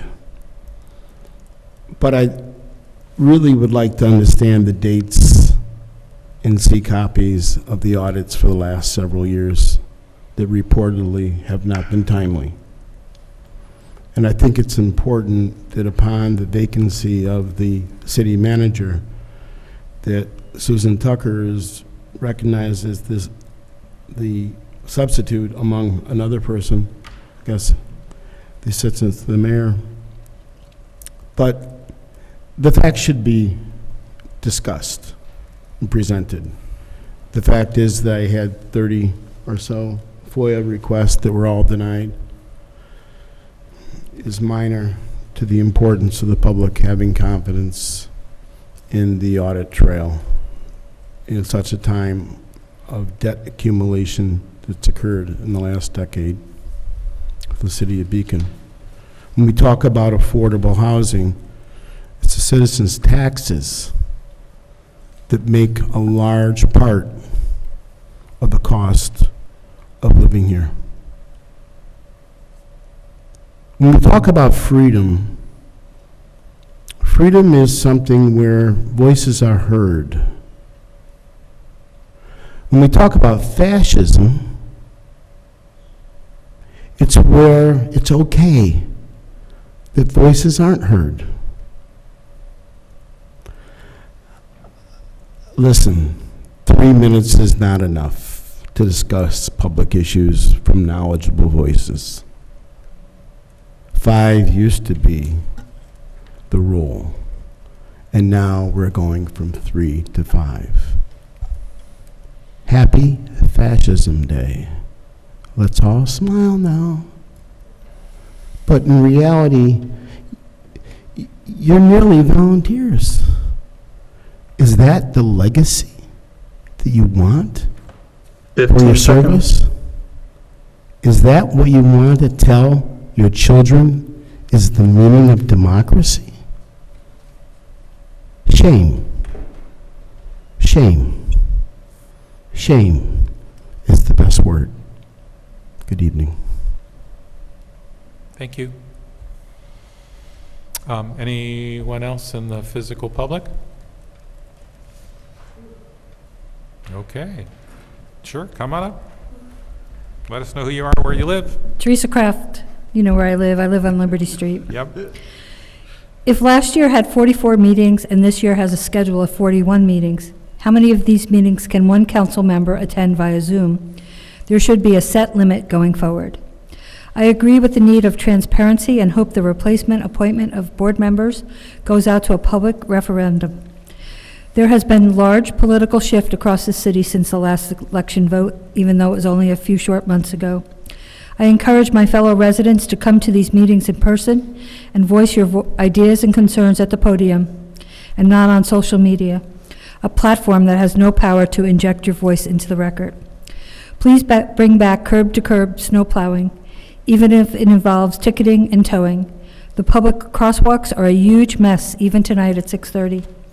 I suggest the city post important storm information on the front page of its web page, not buried below. We noticed Newburgh and Poughkeepsie both use radio and newspapers to connect to their residents. Social media is not the be-all and end-all. It does not reach the masses, and not everyone stalks social media. I look forward to watching the work of the new planner. I observed Poughkeepsie's Historic District and Landmark Preservation Commission meetings on a routine basis and have seen KARC's planning input. Thank you. Happy New Year. Thank you. Appreciate suggestions. Anyone else in the physical public want to make a comment? Okay, Ben. Anyone in the online public? If you're on Zoom and you'd like to make a public comment, please use the raise hand option at the bottom of your Zoom screen. If you're joining by phone, you'll need to press *9. And lastly, if you're watching on YouTube, you will need to join us on the Zoom feed instead, and that can be found at beaconny.gov on our calendar section. Right now, we do have 2 hands raised, the first of which is Aaron Ashoka. Aaron, give me one moment. No. You now have permission to begin whenever you're ready. Hi, good evening. My name is Erin Ashoka, and I'm a resident of Ward 2. I'm calling in tonight to agree with Paloma Wake's sentiments and express my concern about the handling of the Ward 3 vacancy upon Ren Longnow's resignation from the council. When I reviewed the agenda for tonight's council meeting, I learned not only was Ren's resignation being announced publicly for the first time, but also that a plan had already been hatched to rotate members of the council to allow the mayor to appoint a person of his choice who's not a resident of Ward 3. My concerns are not about the individual, but rather about the process. I've heard the council talk in the past about the importance of building trust with the public, of operating transparently, and of promoting democracy. The handling of this vacancy is not in service of any of those goals. This is an opportunity to follow procedures that the council has outlined in the past for city committees, to do due diligence to inform the public of the vacancy, ask for interested folks from Ward 3 to apply, and to bring interested applicants to the council. This would ensure that the public is involved in this process, would build trust, and would expand the pool beyond Friends of the Mayor to serve in our local government. Thank you. Thank you so much. All right, we do have another Zoom hand raised, and that is Brian Mandel. Brian, the floor is yours. Thank you so much. I just wanted to start off by thanking Ren for her service on the council. I'll definitely miss her, bring her expertise and her empathy to these proceedings. I also just wanted to echo, similar to what Erin had said, and also agree with Councilwoman Wake that I'm worried that the process that was laid out today is not a transparent, fair, or democratic one. Similarly, this has nothing to do with the individuals involved in this process at all. Rather, the perception that this may bring about from the public. I worry that this will discourage people from running for office or expressing interest in running for office if it seems as though there is some sort of thing going on that they're not aware of, or people having conversations that they're not privy to. So I hope that the council does reconsider pushing this through tonight, take some time to think through a way that the public can give input into it, and allow everyone to have their voice heard. Thank you so much. Thank you so much. Ben? All right, we do have another hand raised on Zoom. One moment. That is Pete Bailey. Pete, you do have the floor whenever you're ready. Thank you. Yes, I also would like to thank Ren Longo for all of her work on City Council for Ward 3, from which I'm a member on Wilk Street, and would also like more transparency around filling those seats. It does seem that it was sort of all pre-planned almost, which is, I'm sure there was no ill will, but it does raise questions, and more transparency would be appreciated in the future. Thank you. Thank you so much. We have one further hand raised on Zoom, and that is Justice McCrae. Justice, the floor is yours.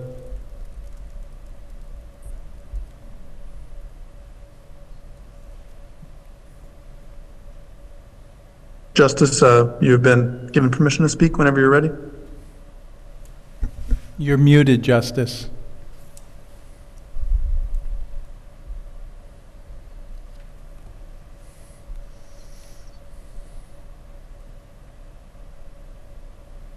The Justice has left the meeting. Perhaps we'll rejoin for the second opportunity.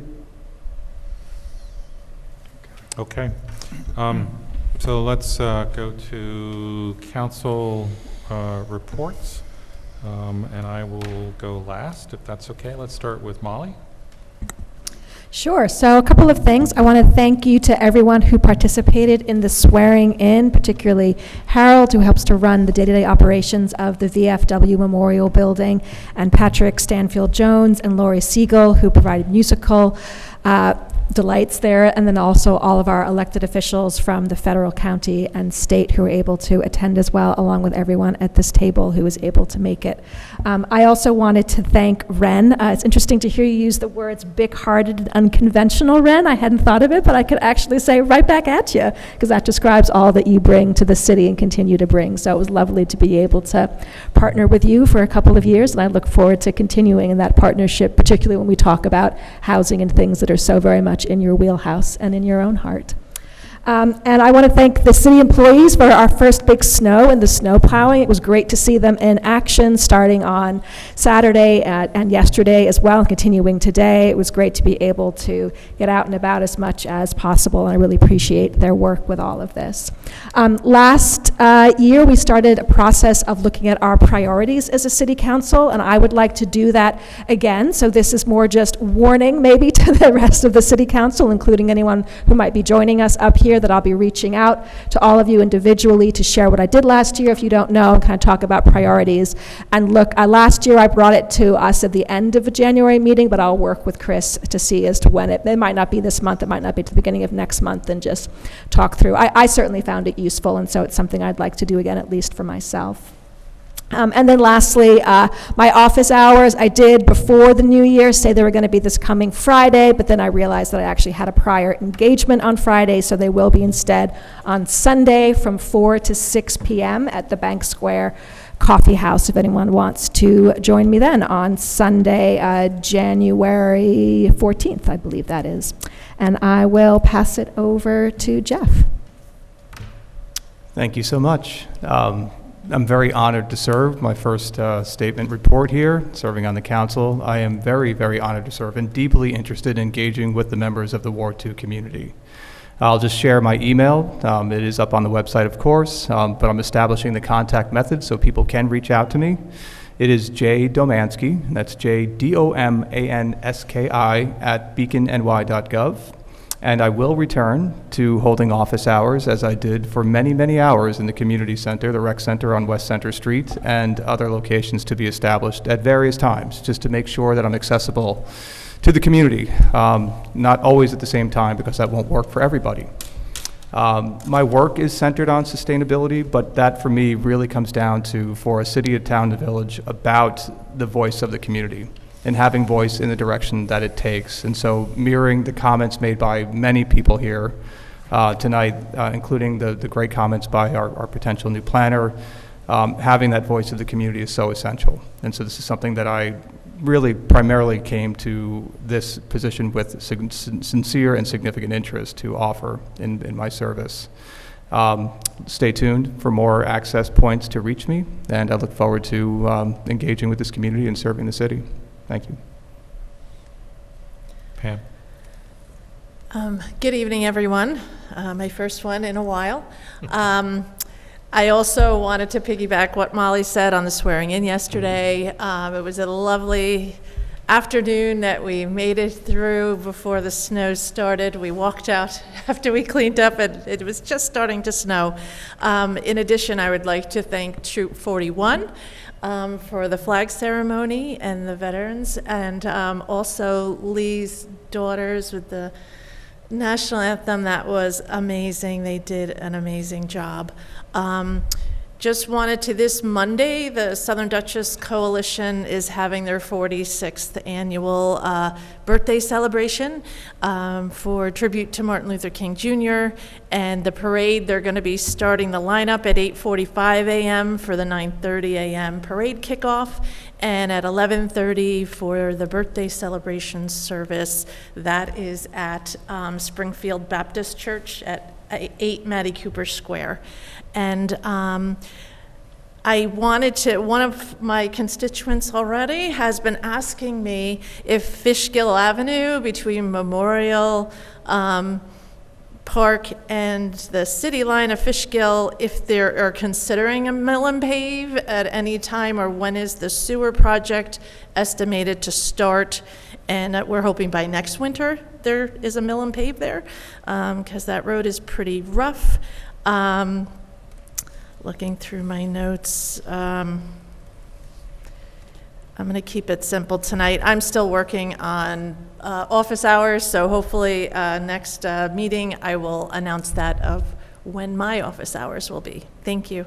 Oh, and you can reach me at pweatherby@beaconny.gov. That's PWETHERBEE. Thank you. Thank you. Paloma. Thank you, Lee. Thank you, Pam.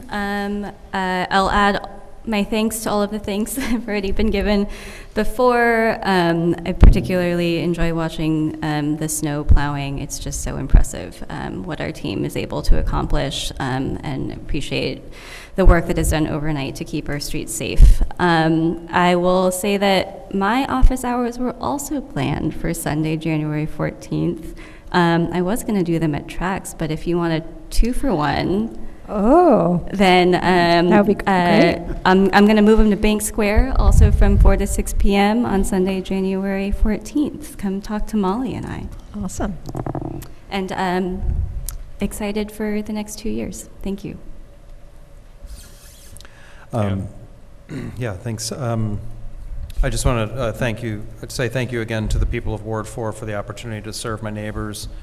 And I've been I had a bunch of things that I wanted to say, and I've been closing them as each of you said, so I'm almost out here. But thank you all for thanking. I want to extend my my gratitude to the Highway Department as well, and anybody else who was out there cleaning up last night. And I just want to remind folks that we're in for some warmer weather and some rain on top of 8 inches of snow. That's a lot of water. So if you have grates around your house and drains around your house, you might want to go and check they don't have leaves. And to anybody with a history of flooded basements, it's probably good to be cautious in the next few days. The other thing I want to say is that I have office hours as well. My office hours are on the third Sunday of every month at 10 to 12 at Trax at 1 East Main. And I'm there for 2 hours. You can come by and you can talk to me for 2 hours. Some people have. Please feel free. If there's something that you want to bring to me, but you don't want to bring to a public meeting, that's your opportunity to have coffee with me. Thanks. Bye. Thank you, Dan. I can also be brief. On Monday the 1st, I attended the Town of Fishkill Oath of Office ceremony. On Saturday with my colleagues here, I attended the Oath of Office for the City of Beacon, and then on Sunday I attended the County Executive's Oath of Office. I'll just make 2 comments. I'll repeat the words Oath of Office where we swear or affirm to defend the Constitution of the United States and the Constitution of the State of New York.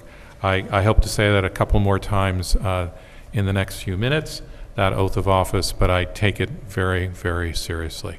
And, that transfer of power, which we all grew accustomed to, is not a guarantee.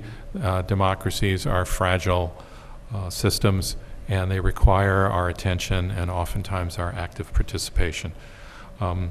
The other thing I also spoke about at the oath of office was just how far Beacon has come, and what a beacon we are to many other communities in the valley. That's all I've got. I'll turn it over to the city administrator because I'm sure you've got a couple things. I have a couple of reminders. I'll start by also reiterating thanks to the highway and water departments for plowing through the weekend, including Mickey Manzi, who was out there personally the entire time supervising it. So thank you to highway, water, and particularly Mickey.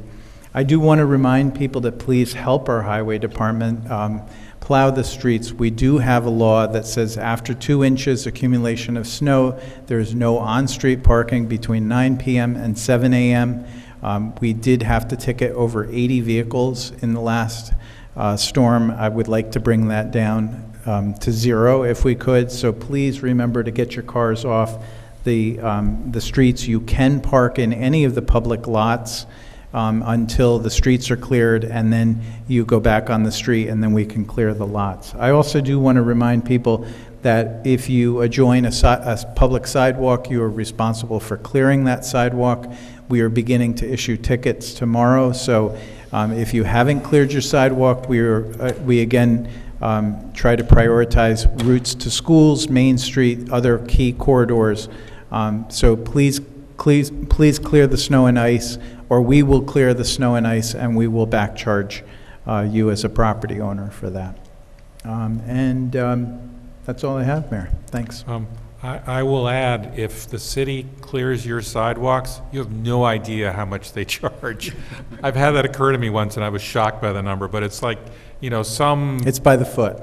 it's some fixed amount, and then it's by the foot. And It's a bargain there. I have a long stretch of sidewalk. It was a big bill. So my encouragement to all of you is get the sidewalks done.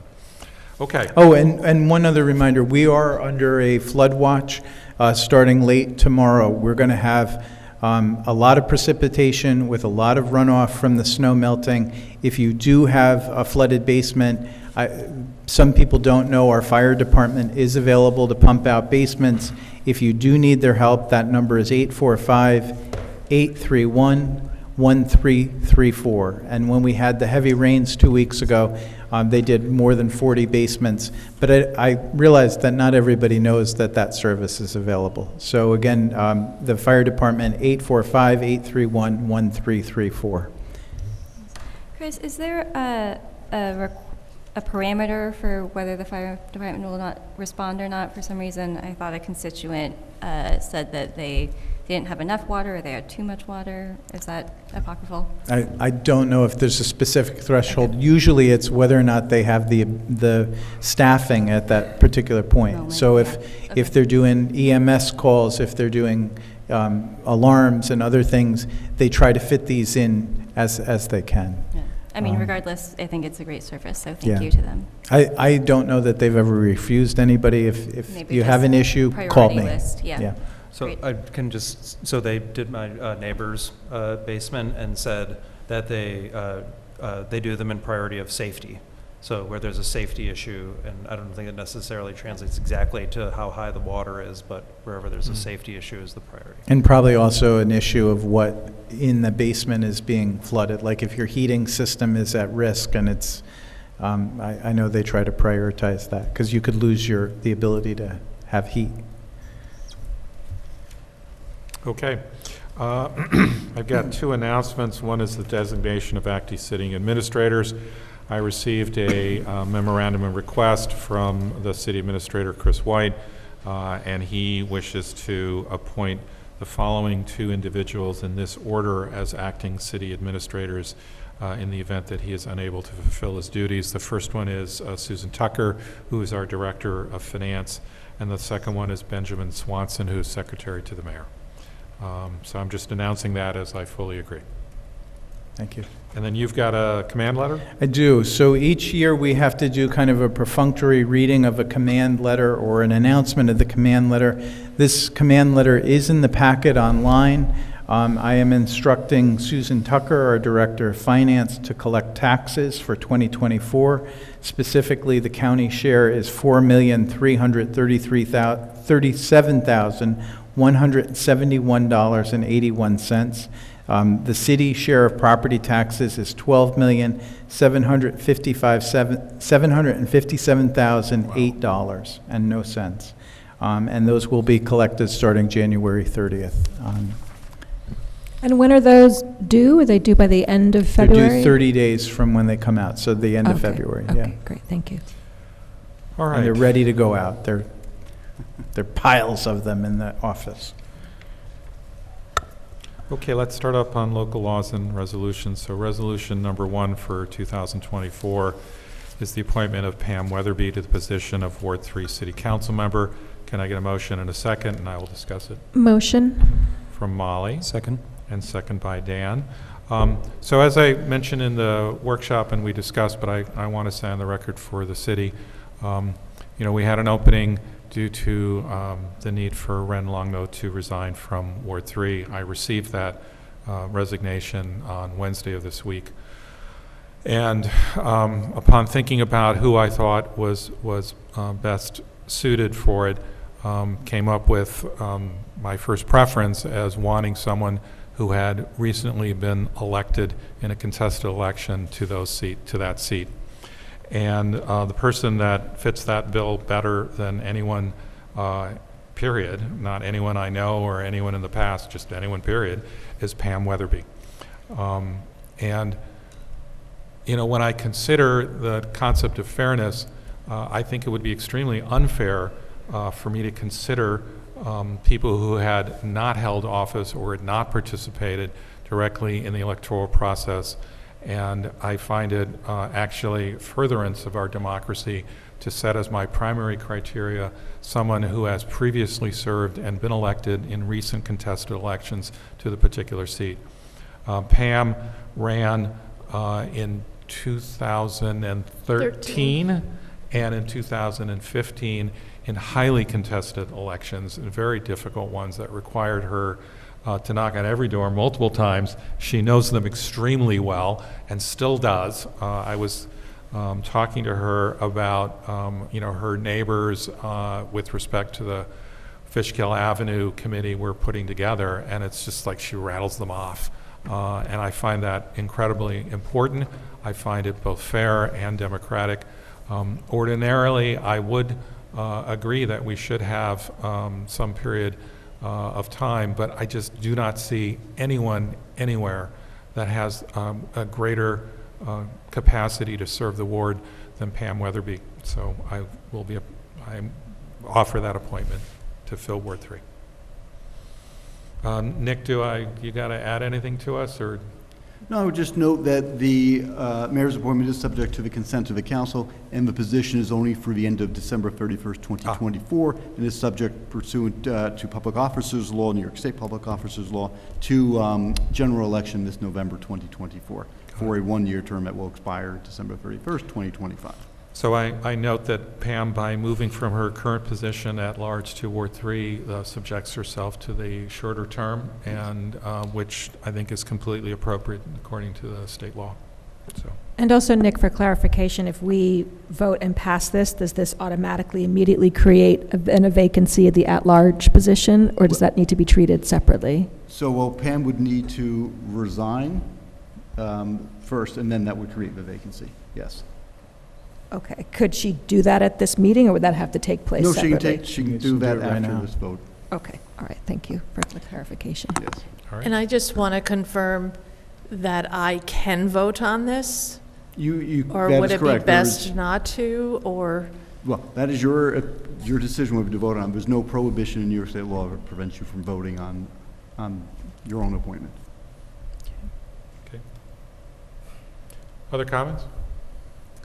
I think I've shared my perspective on this. I appreciate your argument, Lee, about how this does in fact further democracy and trust in government. I take a different view and would prefer a public process, public notice and a public process. So I will be abstaining. Okay. Other thoughts? All right, so what I'd ask Pam is you vote last. Just hang for a second. So all in favor of appointing Pam Weatherby to the position of Ward 3 City Council member, say aye. Aye. Aye. Anyone opposed? And then any abstention? I abstain. Okay, I'll and abstain. Pam? I'll abstain. You'll abstain. All right, so it passes. Motion carries. Motion carries. All right, at this time, congratulations, I guess. Did you have a question, Dan? Sorry. I just want to check Nick's, I just want to understand Nick's math. So we have one open position and 2 abstentions. By a vote So, of 4 okay, in so favor. 4 of yes. 7. Okay. Yeah. You have 4. And then I will entertain something from Pam. I will be resigning from my position of council member at large. I don't do this lightly. I do appreciate every vote I had for at large. I really do. And again, I am here for you throughout the city. If you want to talk to me, please reach out. I am here for the residents of the city of Beacon, not just Ward 3 for this year. And then we'll see where my future lies. And while you're doing that, okay, I'm going to swear you in. So, Mayor, you're in receipt of a resignation? So the seat is... I have received a resignation Okay. for the councilman at large position. Great. So she may now be sworn into the Ward 3 position. Okay.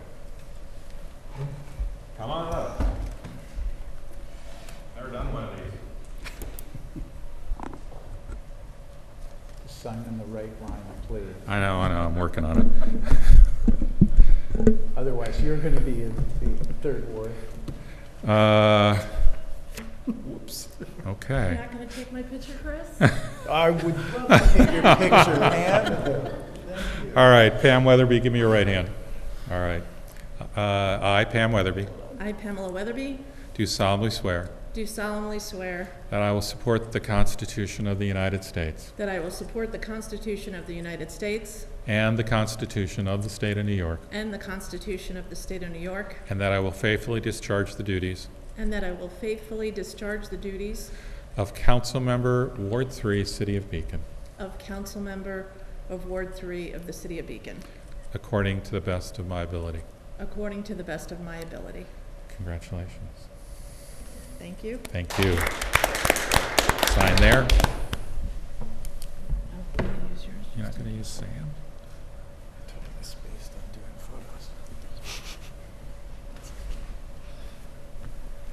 Okay.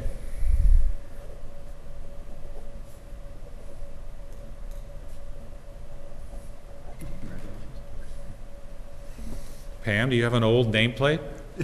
I do, actually. If you I need did a not new bring one, it we with can get me. you a new one.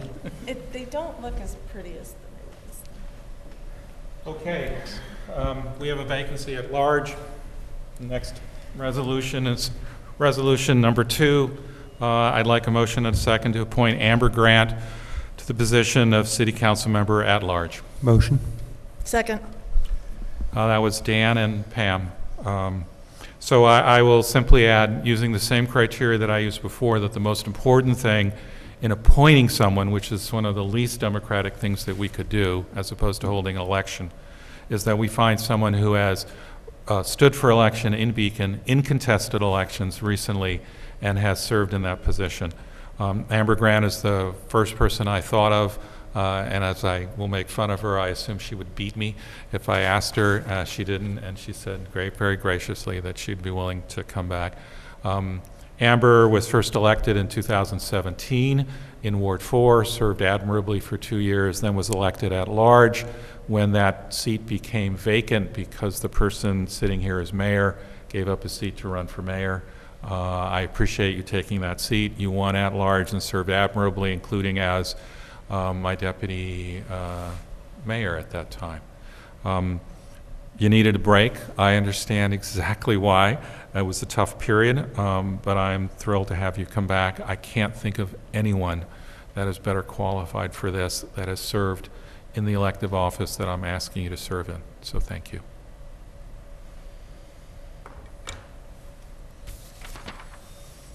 Comments? We ready? All right. All of us can vote. No one needs to delay, right? Correct. All right. So all in favor of appointing Amber Grant to the position of City Council Member at large, say aye. Aye. Aye. Aye. Anyone opposed? And then any abstentions? I'm abstaining. Okay. So that passes 5 with 1 abstention. Correct. Got a second? Yeah. All right.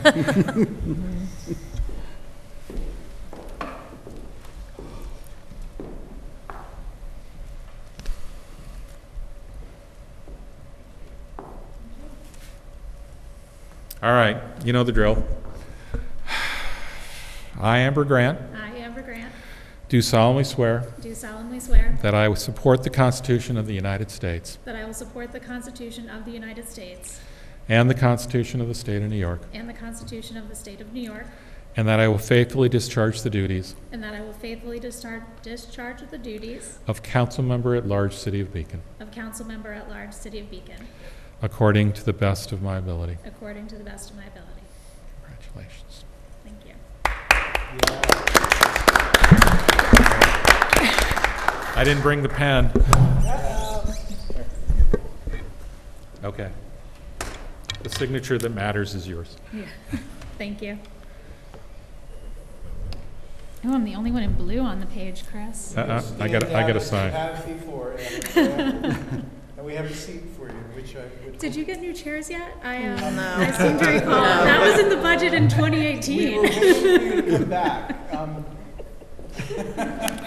As a point of I think you have a information, good one, though. as a point of information, is Amber able to join the meeting now and participate and vote? That is correct, yes. Okay, Now thank you. she's being appointed, confirmed, and taking the oath of office.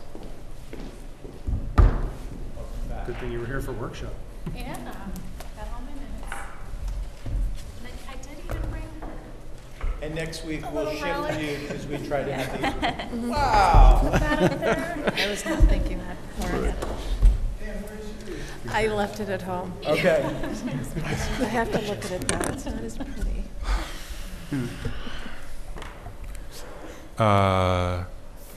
We're good? You're good, you're fully I constituted. need my pen back. All right. You ready? Thanks.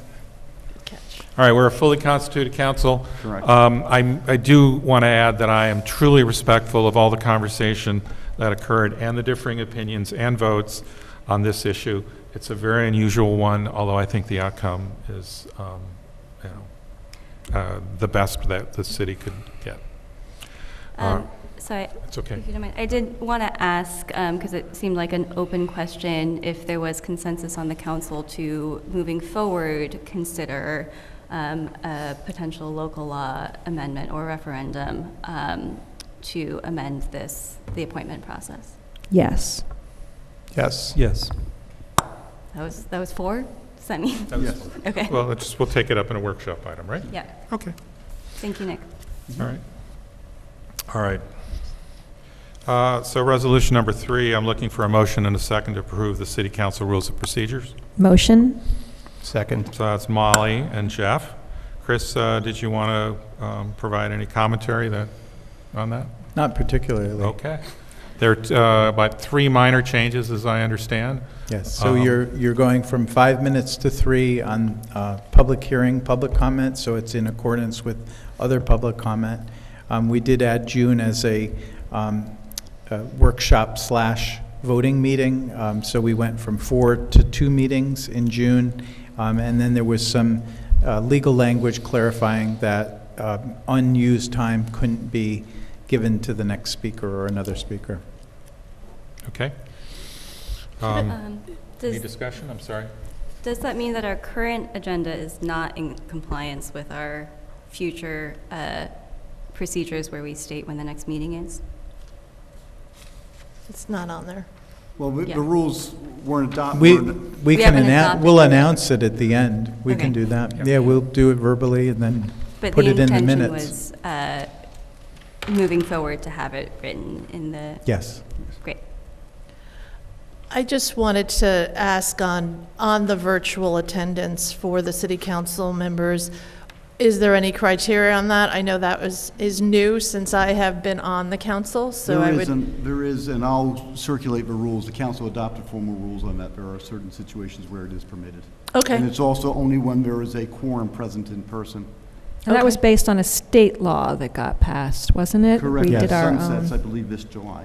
Oh, it does. Oh, I remember that. Yes, it Yeah. wasn't forever. And you still have the ability to go under the pre-existing open meetings law provision that says if you announce and give public the right to come where you are zooming in from an alternate location, you can still attend via video conference. So the state may or may not extend that, but if they don't, then that would be our option. That's correct, yes. There are 3 options: in person, virtually with giving the public the chance to come where you are, or if you're sick or don't want the public to know where you are, then you can zoom in by complying with the rules that give a limited exception when you can zoom in. And I'll circulate that to the complete council. And a logistic point of view, just Pam and Jeff, if you can't make a meeting, you do want to do it remotely, just please email Ben and me, and we'll get you the link set up so you're a participant on that meeting. Okay, thank you. I think our rules technically say we're supposed to notice the mayor as well. Is that correct? I We think tell there'll him. be- Yes. Okay. Okay. So, on our rules of procedure, all in favor of approving the city rules of procedure as disclosed, say aye. Aye. Anyone opposed? Okay. Next one is the 2024 City Council meeting schedule. Can I get a motion and a second on that? Motion. Second. So that's Pam and Molly. Chris, you want to describe briefly or add anything on it? Yes, so this year we're going back to what we should have been doing, which is the voting meetings on the 1st and 3rd. That kind of got jumbled last year because at the end of the year, we actually had a voting meeting and then we needed a workshop at the first one. So we've readjusted. The only change from prior calendars in years before is that we did add, we went from 4 to 2 meetings in June, combining the workshop with the voting meeting. Okay. And, okay, anything else on the council schedule for the year? All right, so all in favor of approving the 2024 City Council meeting schedule, say aye. Aye. Aye. Anyone opposed? Nay. Hearing, oh, yes, sorry. That was Dan, right? Sorry. And I get it. I was a fan of Singleton no votes, so don't worry. Chris will attest to that. Yes. Actually, you had a few too, so yeah, More whatever. than a few. All right, so the resolution number 5, I'm looking for a motion as a second to designate the Poughkeepsie Journal as the newspaper of record for the city of Beacon. Motion. Second. So that's Molly and Dan. Any discussion on that, other than noting that we're required to use a daily circulation paper? Correct, and to answer a question asked earlier, if there is not a newspaper of daily circulation published within the city, then you can designate one that is published within the county, and then if it's not within the county, any other newspaper that's out there. So we may get to the Financial Manchester Times of the Guardian. Guardian. There you go, we're going to get there. All right, I'm going to look up Ukraine papers, right? Let's see, right? I would settle for the Times Union. All right, yeah. All right, so all in favor of approving the designating the Poughkeepsie Journal as the newspaper of record, say aye. Aye. Aye. Anyone opposed? Thank you very much. Oh my goodness. So resolution number 6, I am looking for a motion and a second to authorize the city administrator to execute an agreement with KARC Planning Consultants for planning services. Can I get a motion and a second? Motion. Second. Pam and Dan. Chris, who we're going to hire? What's the name of the person? So we are proposing to hire KARC Planning Consultants from Poughkeepsie. As I had mentioned in the workshop, if you're just tuning in, we did a process of issuing a request for proposals. We received 6 responses that a committee of 5 people went through and vetted. We got that down to 3 who we interviewed, and our consensus top choice was KARC, specifically Natalie Quinn, who previously served the city of city of Poughkeepsie for 6 years in both the planner and other roles. So we think this is a really good fit, and she's got her first planning board tomorrow. So we're really hoping that. Oh, I had that question too. Yes, I wonder if we're just going to throw in the deep And I will end. just tell you, invite her into the fold. John Clark has been more than gracious in staying on for a few weeks to help with the transition, and he and Natalie have already met repeatedly. They've worked on a couple of the memos.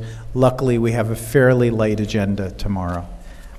But we're really excited about this. This is, I think, taking our planning services to a new level. Great. Okay.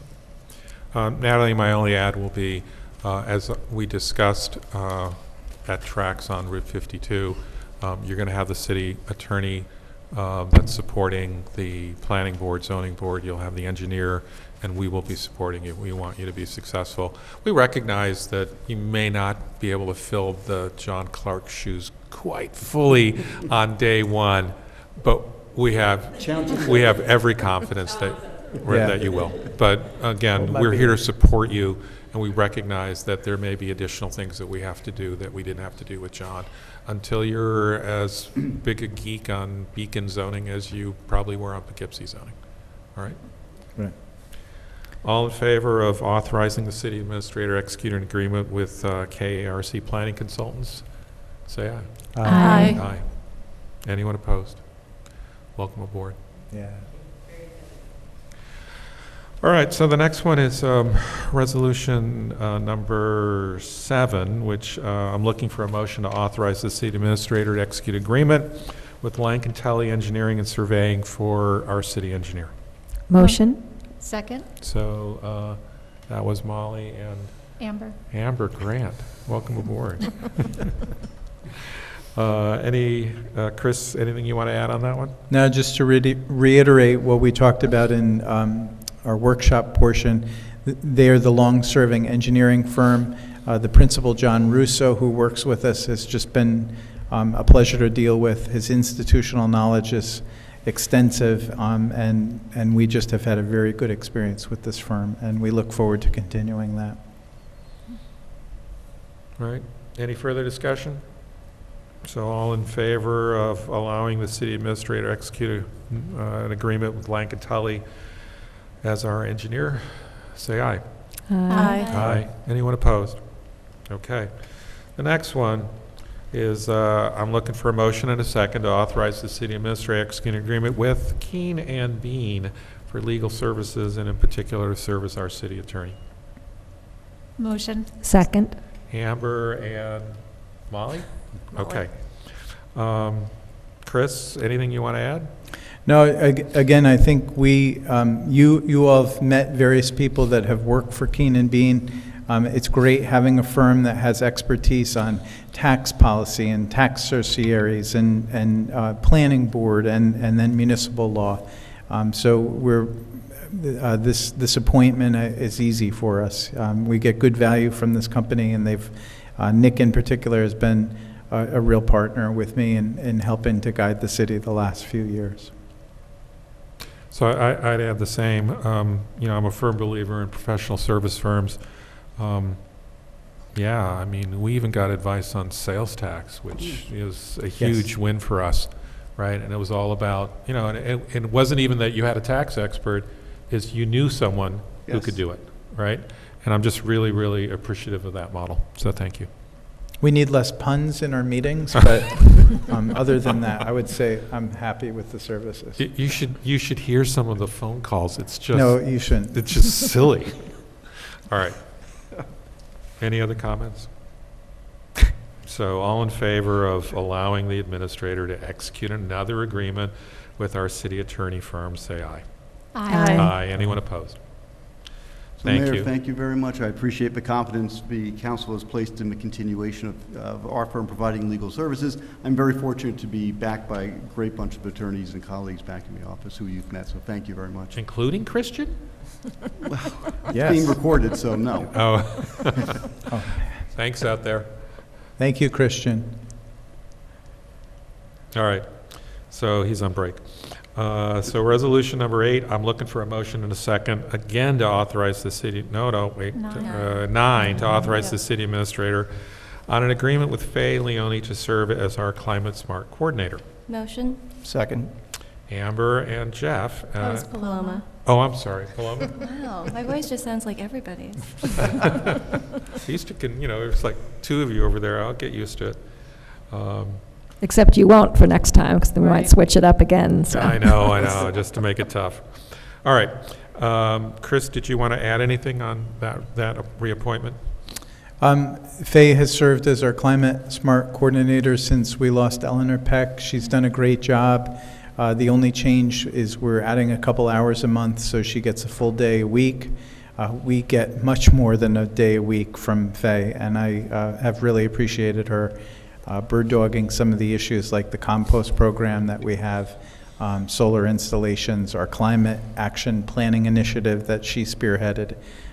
We have a lot of work going on, and she keeps it all kind of rolling. All right.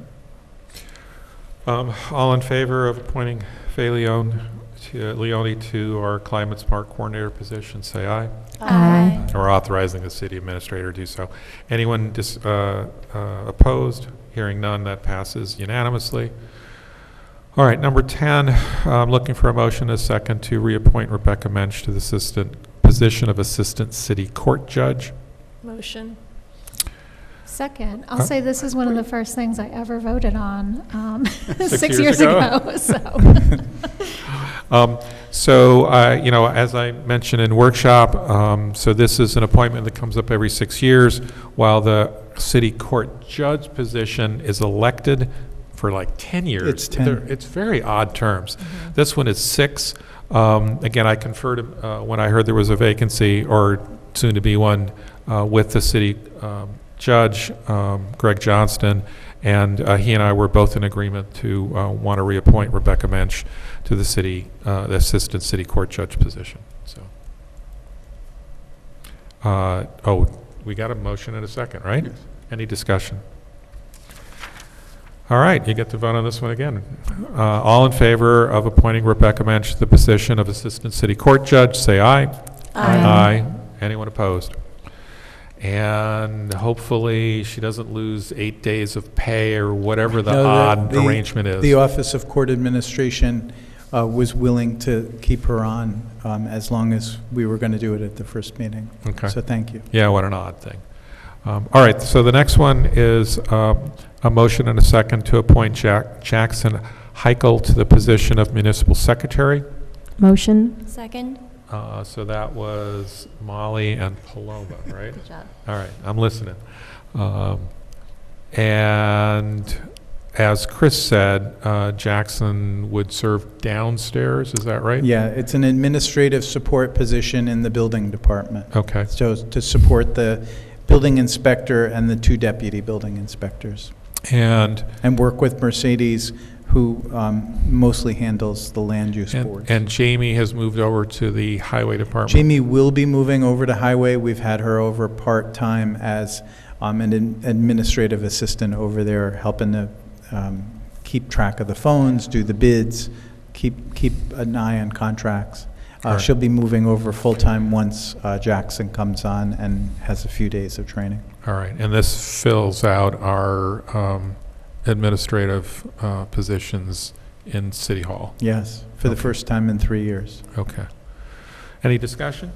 Just to recognize that is no small feat, Chris, so thank you for leading that. And being Don't jinx it, Molly. Knocking wood here. All right, so all in favor of appointing Jackson Heichel to the position of Municipal Secretary, say aye. Aye. Anyone opposed? All right, so the next one, I'm looking for a motion, a second, to reappoint Len Warner to the Planning Board. Mayor, can I make a suggestion? Do you want to bundle resolutions 12 through 18? Would that be permitted? It would be if the council consents to that. All right, yes. so can I get a... Motion to make resolutions 12 Bundle. through 18 part of a consent agenda. Oh, it's so good to have you back. Our efficiency queen. Just for, I was going to say, just for clarification, they'll be voted on as one, but the secretary, the clerk will enter each one as an individual resolution. That's correct. All right, so there's a motion and a second from Grant and Weatherby to combine resolutions 12 through 18 in a single vote. Correct. All right. All in favor of so doing, say aye. Aye. Anyone opposed? All right, so collectively, I'd look for a motion and a second to reappoint Len Warner to the Planning Board, Jordan Haug to the Zoning Board of Appeals, Judith Smith to the Zoning Board of Appeals, John Barry to the Board of Assessment Review, Thomas Wright to the Conservation Advisory Committee, Marissa Lamonaco to the Conservation Advisory Committee, and Ethan Scooches to the Tree Advisory Committee. Motion. Second. So that was Molly and Pam. Any discussion? I would just say thank you to all of these committee volunteers for their time. I appreciate that this is a lot of work, and it is appreciated. Yeah, absolutely. Thank you so much for saying that. All right, all in favor, say aye. Aye. Anyone opposed? Thank you so much. All right, number 19 is a resolution opposing delivery rate increases by Central Hudson.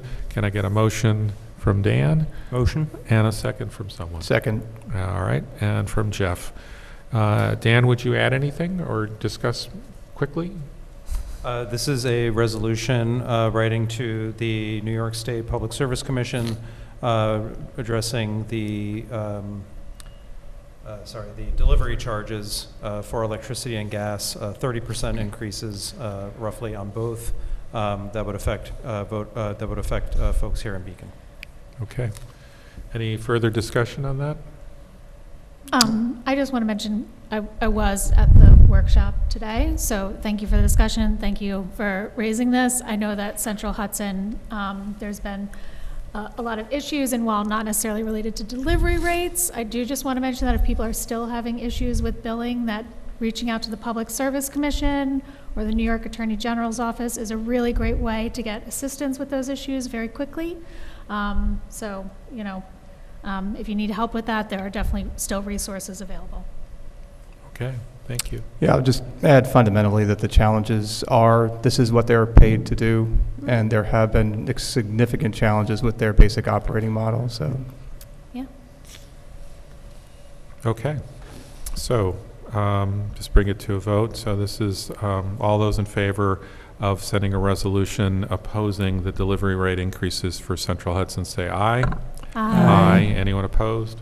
No. We're hearing none. That passes. I'm going to try to, I'm sorry. Sorry, I just noticed on the resolutions that. That will be Amber- changed. Yeah. We didn't want to be presumptuous to put her name on. I just want to make sure. Yeah. We'll get redo all of the voting charts for the minutes next week. It's so fun for. Except for the first two. Yeah. You're welcome, Except for the Ben. first one. Yeah. All right, so the next one I'm going to try to play straight. It's worth it. I'm looking for a motion and a second to approve the minutes of December 18th, 2023. The fact that you didn't ask me for my vote the way that you asked Dan, I'm a little bit offended by, but motion. Second. So Molly and Dan. And certainly appropriate for the three council members who were not present for that meeting to not vote on that if they wish to do so, as we do have a majority who, if they vote in favor, that the minutes would be approved. Oh, I see. Okay. So they had that option. Yeah, yes, they also have the option of voting for it if they've read the minutes and watched the meeting or are comfortable attesting that it's Okay. accurate transcription. Nice. Or representation. Any changes, additions Come to on, those Molly. minutes? I didn't find anything. All right. All right. So all in favor of approving the minutes of December 18th, 2023, say aye. Aye. Aye. Anyone need to abstain? I'll abstain. Abstain. I'll abstain. All right, so Okay. it passes 4 with 3 abstentions? it passed. Very good. It's nice to have a full council. Okay, so this is the second opportunity for public comments. If you didn't speak at the first and would like to speak now, this is your opportunity. Okay. Anyone in the virtual arena? Ben? None online, Mayor. Okay. So I'd like to announce when our next meeting is, which is when? We're doing a workshop. Is it on Tuesday, the 16th? Yeah, so it falls to the Tuesday because Monday is a Right. holiday and City Hall is So closed for Martin Luther King Day. Our next workshop will be on Tuesday, January 16th, and then followed by a council meeting on Monday, January 22nd. Oh, it's the 22nd? Yeah, it's the 22nd, Okay, right? I wrote it wrong. And then a final workshop On would the be then on the 29th. Monday, the 29th, right? Correct. And I believe we have on the 22nd a public hearing, at least currently a public hearing around discussion of our parking minimums. You do. Okay, Yeah, it was adjourned to that date. all right, and so we'll have to pick that up at workshop. Yep. All right. Amber? Motion to adjourn. Second. So that was Amber and Dan, all in favor? Aye. Anyone opposed? Thank you all very Thanks. much.